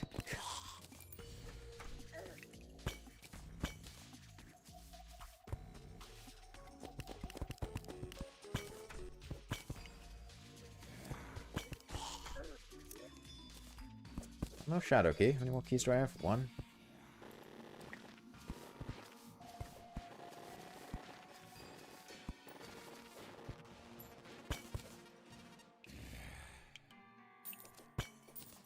Okay, I'll just say rip shadow key and do that.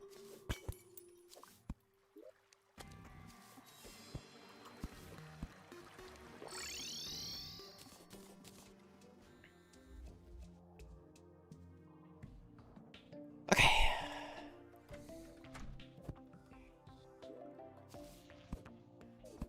Clean some of this up.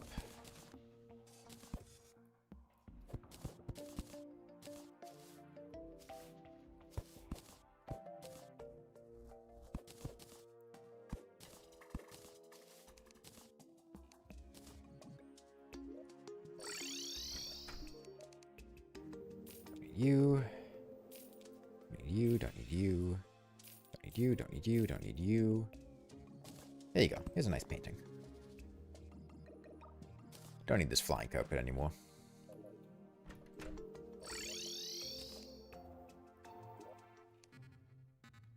I actually have very few cobwebs. I don't have enough cobwebs for necro armor. That never happens. Guess I haven't been mining much.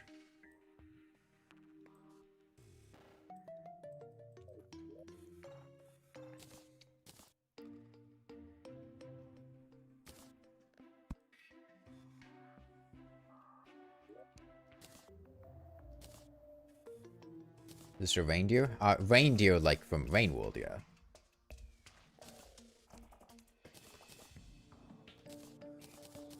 Harvest some pumpkins.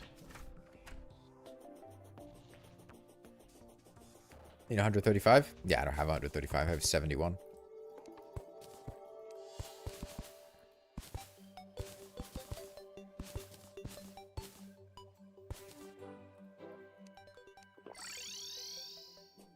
Welcome back, Arc Player.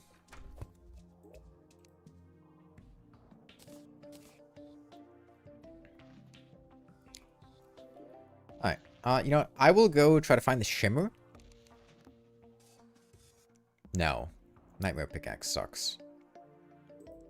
I'll just, you know, I'll see where these teleportation potions take me. In my pursuit of Cobweb, Shimmer, or whatever. I still need more max HP. I'm still not at full. Let's see where fortune takes us. Underground desert. Okay, could be an ancient chisel.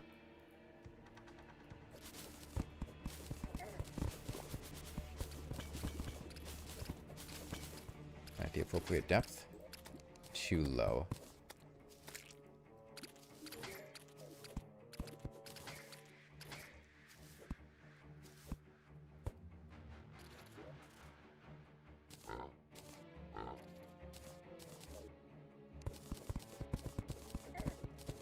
I can probably shimmer using the guide's name. I'm aware of Renan. I don't care. I like not knowing where the shimmer is. It makes the game fun and interesting. I don't want to just use the seed data to predict what's in the seed. I think that takes all the fun out of it.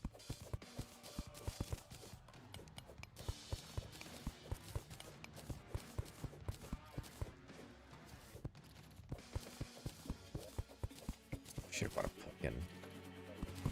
I'm actually really low. I'm just going to take another teleportation potion. Middle of the ocean. Great teleportation potion, by the way. Left ocean? Okay, we can look for the shimmer.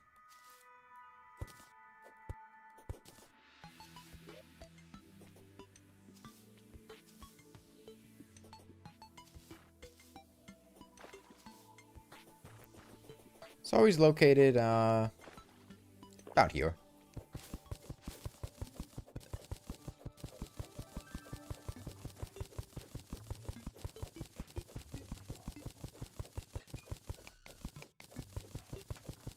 Ready to put the coils? They're useful for sonar potions if I want to do fishing at some point.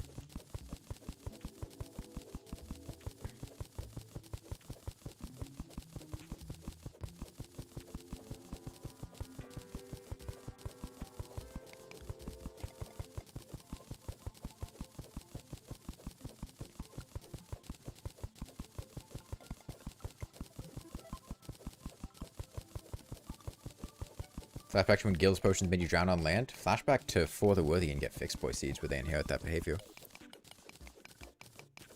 Anglo is underrated? No, Anglo is underage.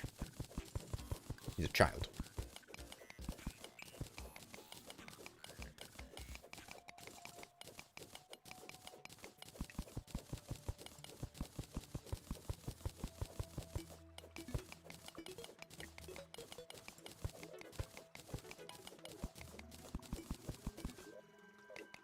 A bit close to the far left. I should have gone a bit further right, I think. That's fine. Still Goblin Scout spawning.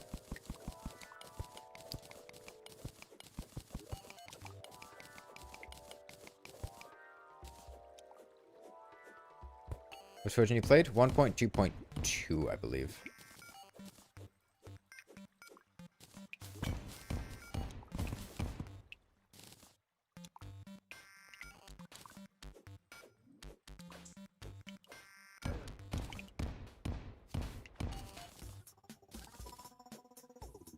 Done the Mofolk challenge lately? I don't know what that means.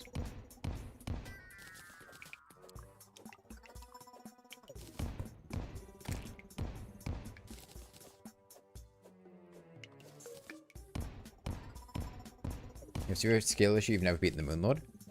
Are you playing melee? Any tips? I mean, if you just want like a cheesy build, you can go all in on defense.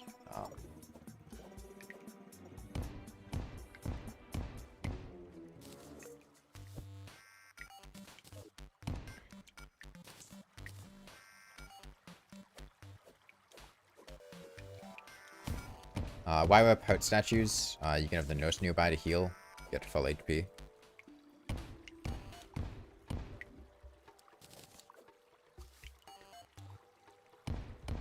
Having the soaring insignia from the Empress of Light is very beneficial for fighting the Moonlord. If you're on expert mode. Soaring insignia and a good pair of wings.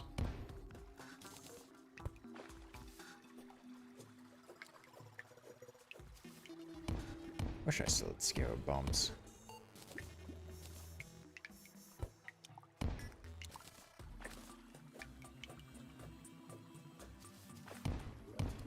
Right side, we're getting cobwebs, which gets us our necro armor, so. Used to be a Terraria challenge where you'd wear a fishbowl on your head and a merfolk shell equipped at all times.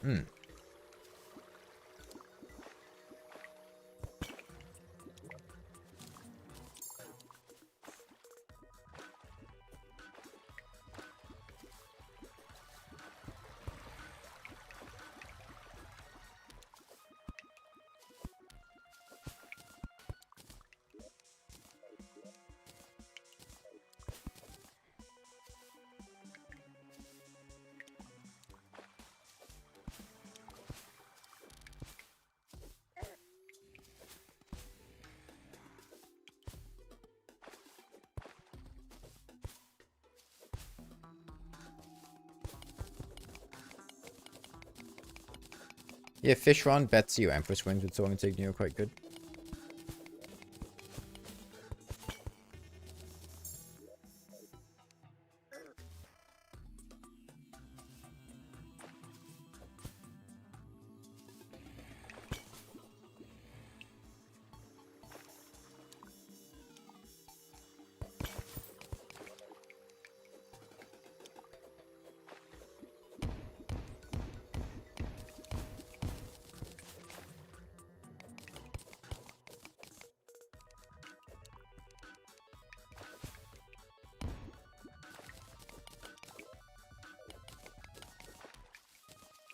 Maybe a bit further right.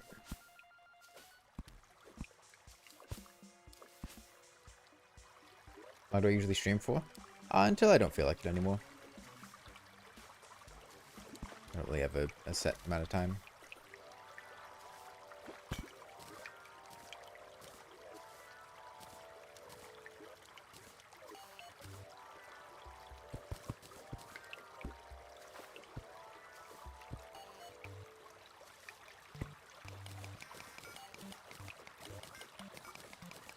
Here I'll probably stream, probably not terribly too much longer. I don't think I'm gonna go up to like the Wall of Flesh today. Maybe another half hour or something like that. Probably find the Shimmer and then go from there.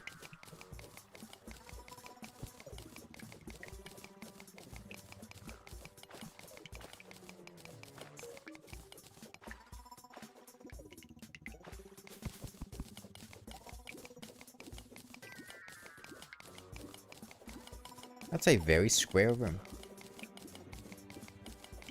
Is that it over there? Just a demon altar. This is not a dead man's chest.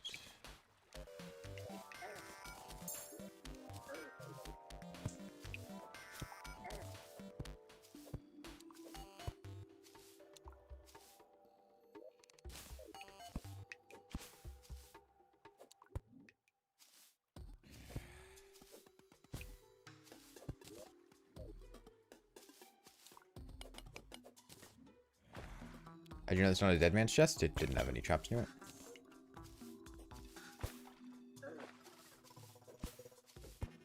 There was a trap nearby, but it was just a, you know, a trap.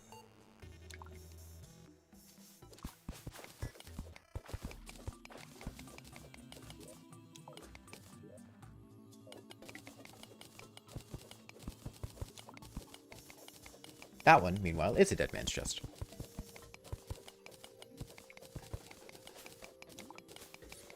Yes, fluctuation room, shield Cthulhu, celestial shell, fire the gauntlet.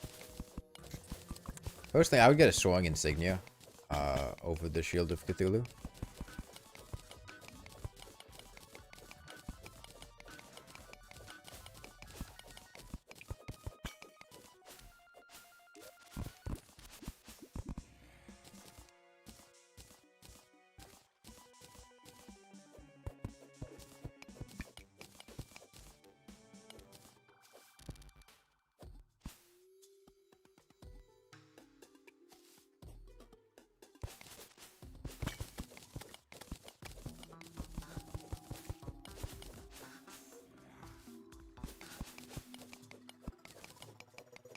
Oh, also, if you're using a soaring insignia, I would not use Terraspark boots, as infinite flight time tends to obsolete boots.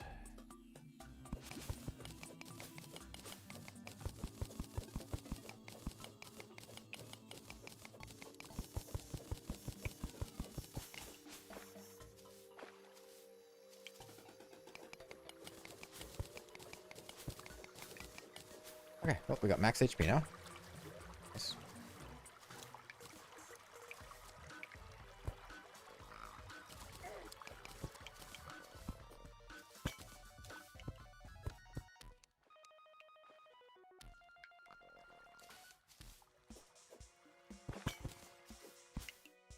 What, a Discord is overrated? I mean, it's very good for what it does. With new players, it tends to be a very effective way of consistently avoiding the Moonlord's death ray, as that's usually the attack that throws people off, and if you are not prepared for it, it can really ruin your day. So it can definitely be a useful tool to have for the Moonlord for avoiding that.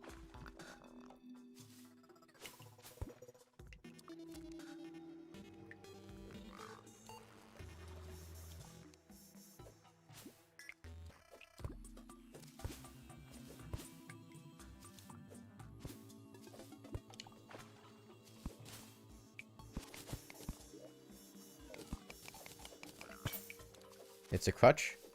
Yes, it's also, we're talking about a new player who's never killed the Moonlord and is probably going to struggle. Perfectly valid recommendation.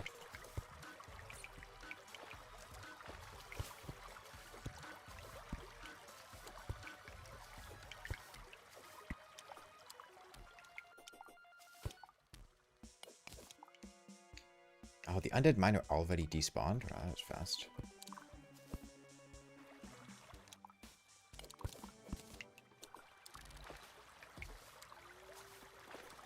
Hey, if nothing else, we're just burning time to let goblins show up.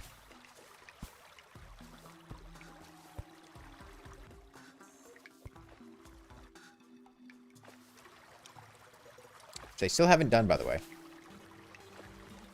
Still no goblins.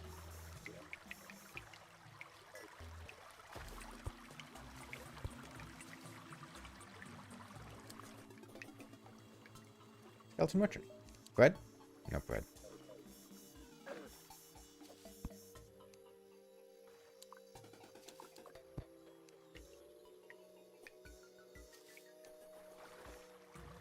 At this point, I think I've gone too far to the side.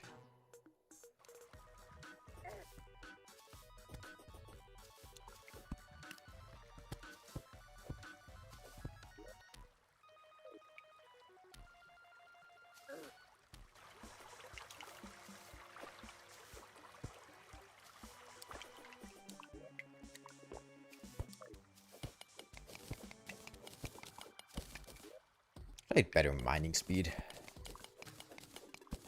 I guess I do have mining pants I can put on.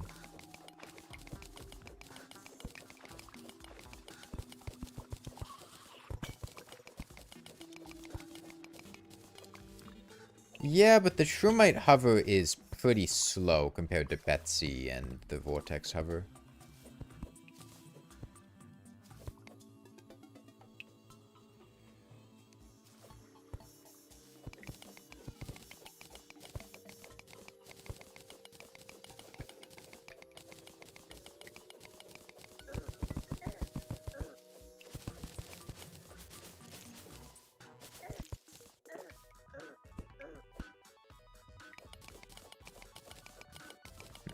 Just avoid this nest.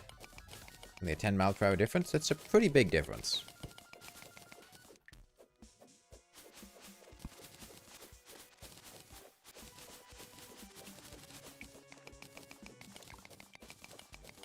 Shroomite needs a rework? I think Shroomite's fine. The hoverboard is like strictly better than all of the other wings in its tier. They're all just the same speed, but slower. Oh, but don't have a hover. Oh.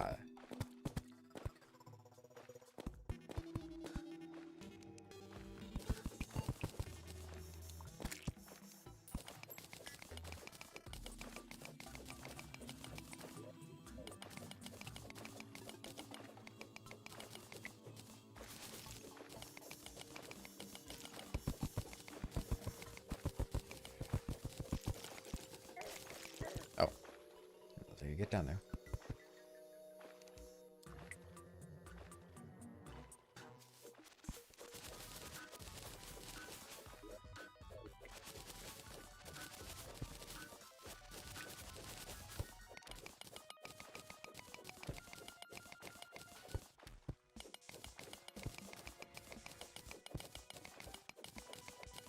You put the hoverboard over most dash accessories anyhow? I never really use hoverboard because I can't be bothered to get Shroomite most of the time. And if I can be bothered to get Shroomite, I'm probably not using it on a hoverboard.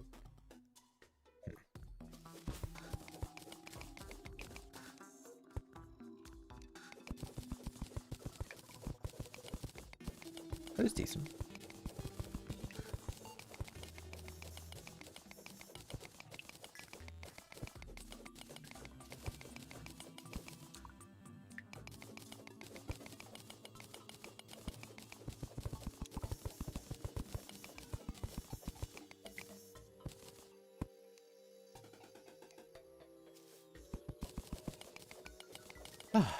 I'm tired.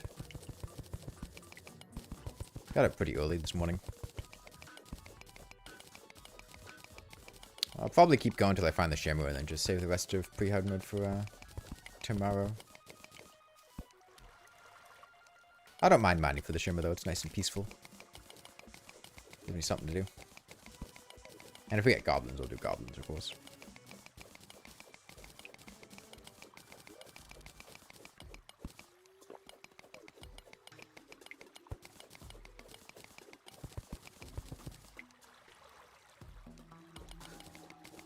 Binoculars are nice, in theory. Maybe I'll go down a bit.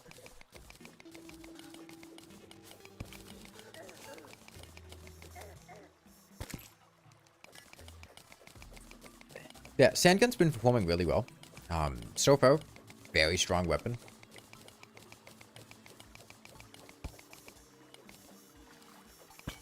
I don't have any complaints about how it's performed, aside from just the general jankiness of it.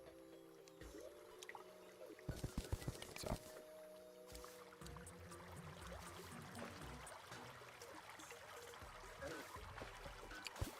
A Venom Flask is better than a Cursed Flame Flask, but neither one of them are really going to be very good on the Moonlord.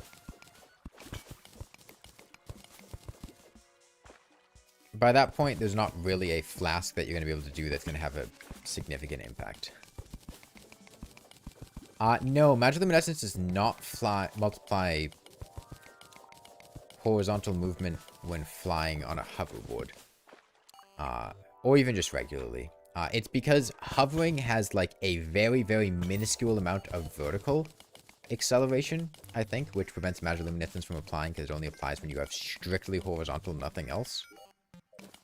Or something like that. But there's like a very small nuance to the difference between it and Shadow Armor that causes Shadow Armor to apply to wings, but Magiluminescence not to. Ico is probably going to give you more DPS than Cursed Flames. It depends how many times per second you're hitting. If you're using Daybreak... what's the use time for Daybreak? Solar Eruption would definitely get more mileage out of Ichor. Daybreak... It's also... depends on your aim.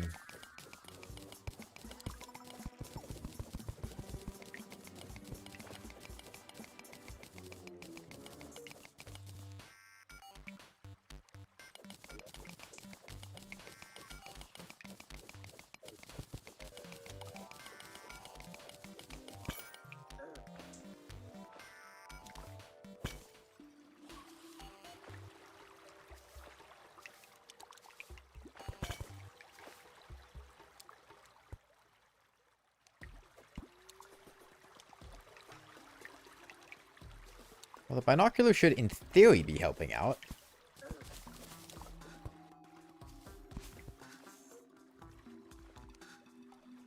Let me scan a lot further off screen.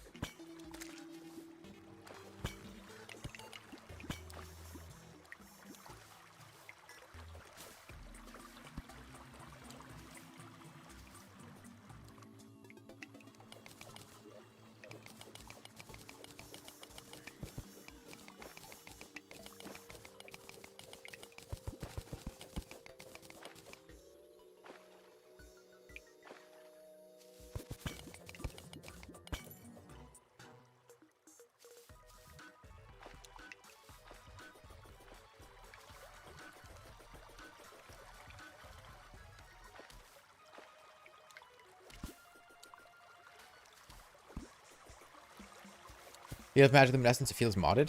Yeah, I love Magiluminescence. It's one of my favorite accessories. Yeah, it's a large world.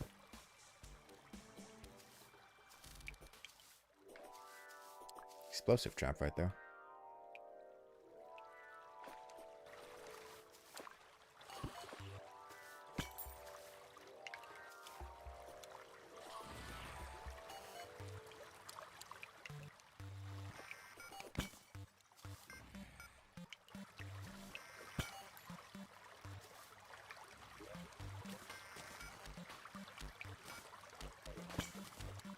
This is the depth that's too low for the Shimmer because it doesn't spawn where lava is.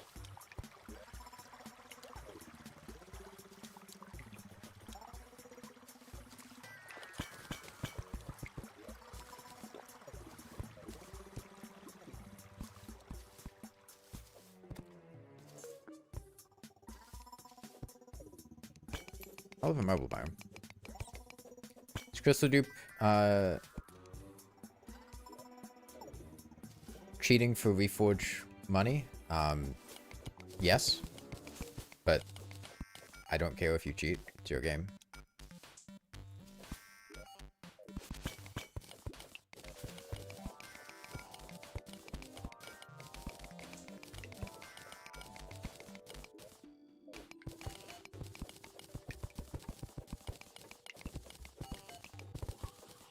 Yeah, the reforging system is not very well designed.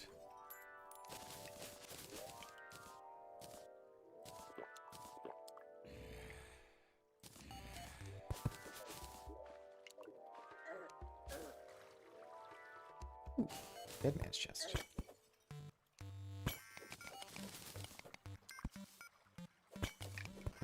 Another dead man's chest. You'll feel bad about crystal duping since reforging is so annoying. That's fair.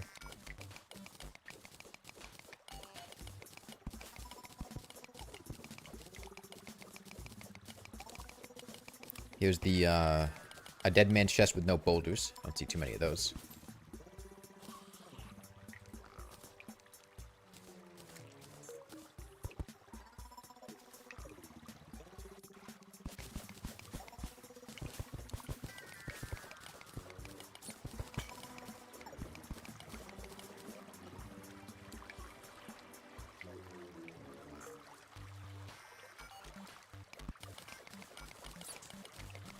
I don't know about dirt traps, yeah.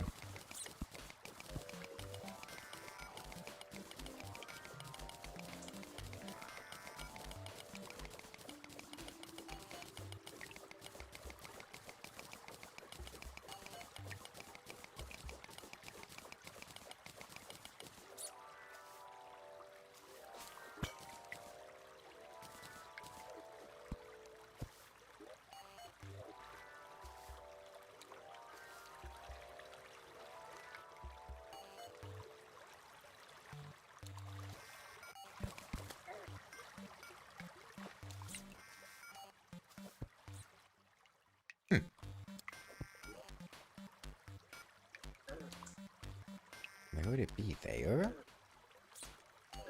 I'm kind of sick of digging for this with the mining speed that I have. I'm just going to check what the traveling merchant has and probably call it there for the day. Because I'm kind of tired. I want to eat some food.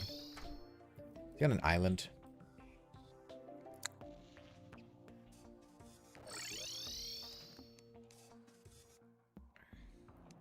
I should have gotten mining speed buffs first. I was just, normally, you'd run into the, Shimmer by then. Probably like 80% of the time doing that.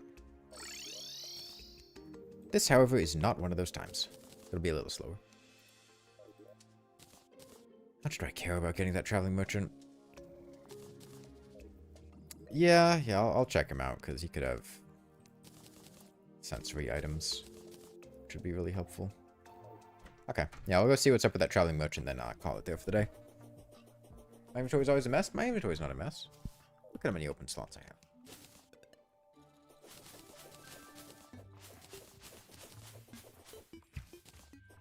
Yeah, there's no way for me to... Actually, no. I should be able to kill... I should be able to shoot them with a sandgun, right? Yes, okay. Falling sand doesn't hurt antlions, but I can shoot them with my sandgun. I was going to say there's no way for me to kill them, but that's not true. Expert change for Skeletron is a crazy difficulty bump. Yeah, Skeletron probably has the most significant increase in his difficulty relative to what he was before expert mode. Not to say that Skeletron is the hardest expert mode boss, but compared to regular Skeletron, I think that's the biggest increase. Other examples, Wall of Flesh, pretty massive increase, but that's more just because it's faster and hits a lot harder. All the pre-hard mode bosses are, but I think Skeletron in particular really gets ramped up. My inventory is not messy. I know where everything is. They changed the defense on the hands. That's one of the changes. Skeletron has like 3 or 4 expert mode changes. One of them is that the head has 25 defense per hand alive. The second one is that the head shoots skulls when the hands are not alive. The third one is that the head is way fucking faster. Like, way faster when it's spinning. Have you seen a classic mode Skeletron spin? It moves at a snail's pace. Is there another expert mode change in there? The head has defense on expert mode. Normally the head has 0 defense. On expert mode it has 10 defense and it goes down to 0 when it's spinning, I believe. How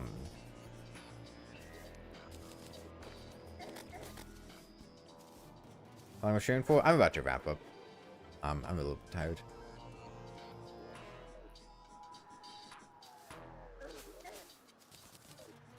I just wanted to see him one last time. He'll despawn when I leave the corruption. But I wanted to see the fear in his face, as he knew I could shoot another Ebon Sand ball at him and kill him. Homing projectiles are rare when they slap it on a boss that assumes you don't have wings. They're homing, but they have a very particular homing to them. They have a sharp... they have very little ability to turn, and they have a limited, like, cone that they can fire in.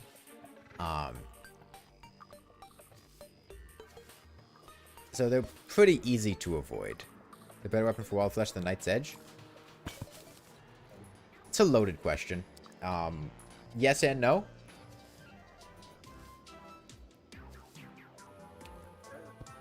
Star Cannons, ridiculously effective against the Wall of Flesh if used properly. Demon Scythe can also be ridiculously effective. Melee-wise, no. Knight's Edge is the best you're going to get.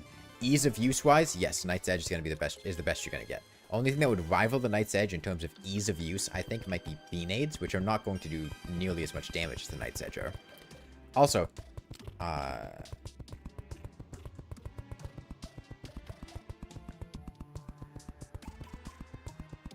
the Knight's Edge is pretty consistently obtainable, which is very nice.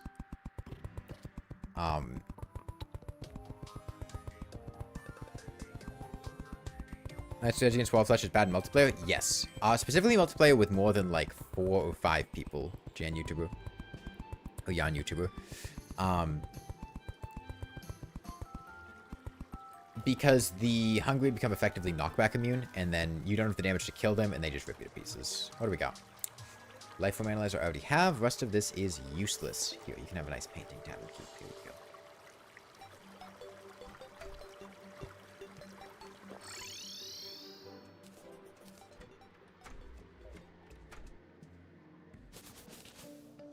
My shingles? I will do no such thing. You can't make me.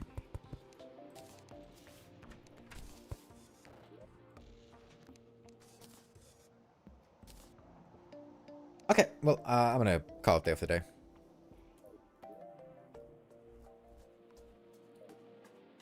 Shingles? They're roof things that the traveling merchant was selling, like roof shingles. Okay, well, yeah, I think I'll pick this up tomorrow. Probably get through the rest of pre-hard mode. Sandgun's been super effective.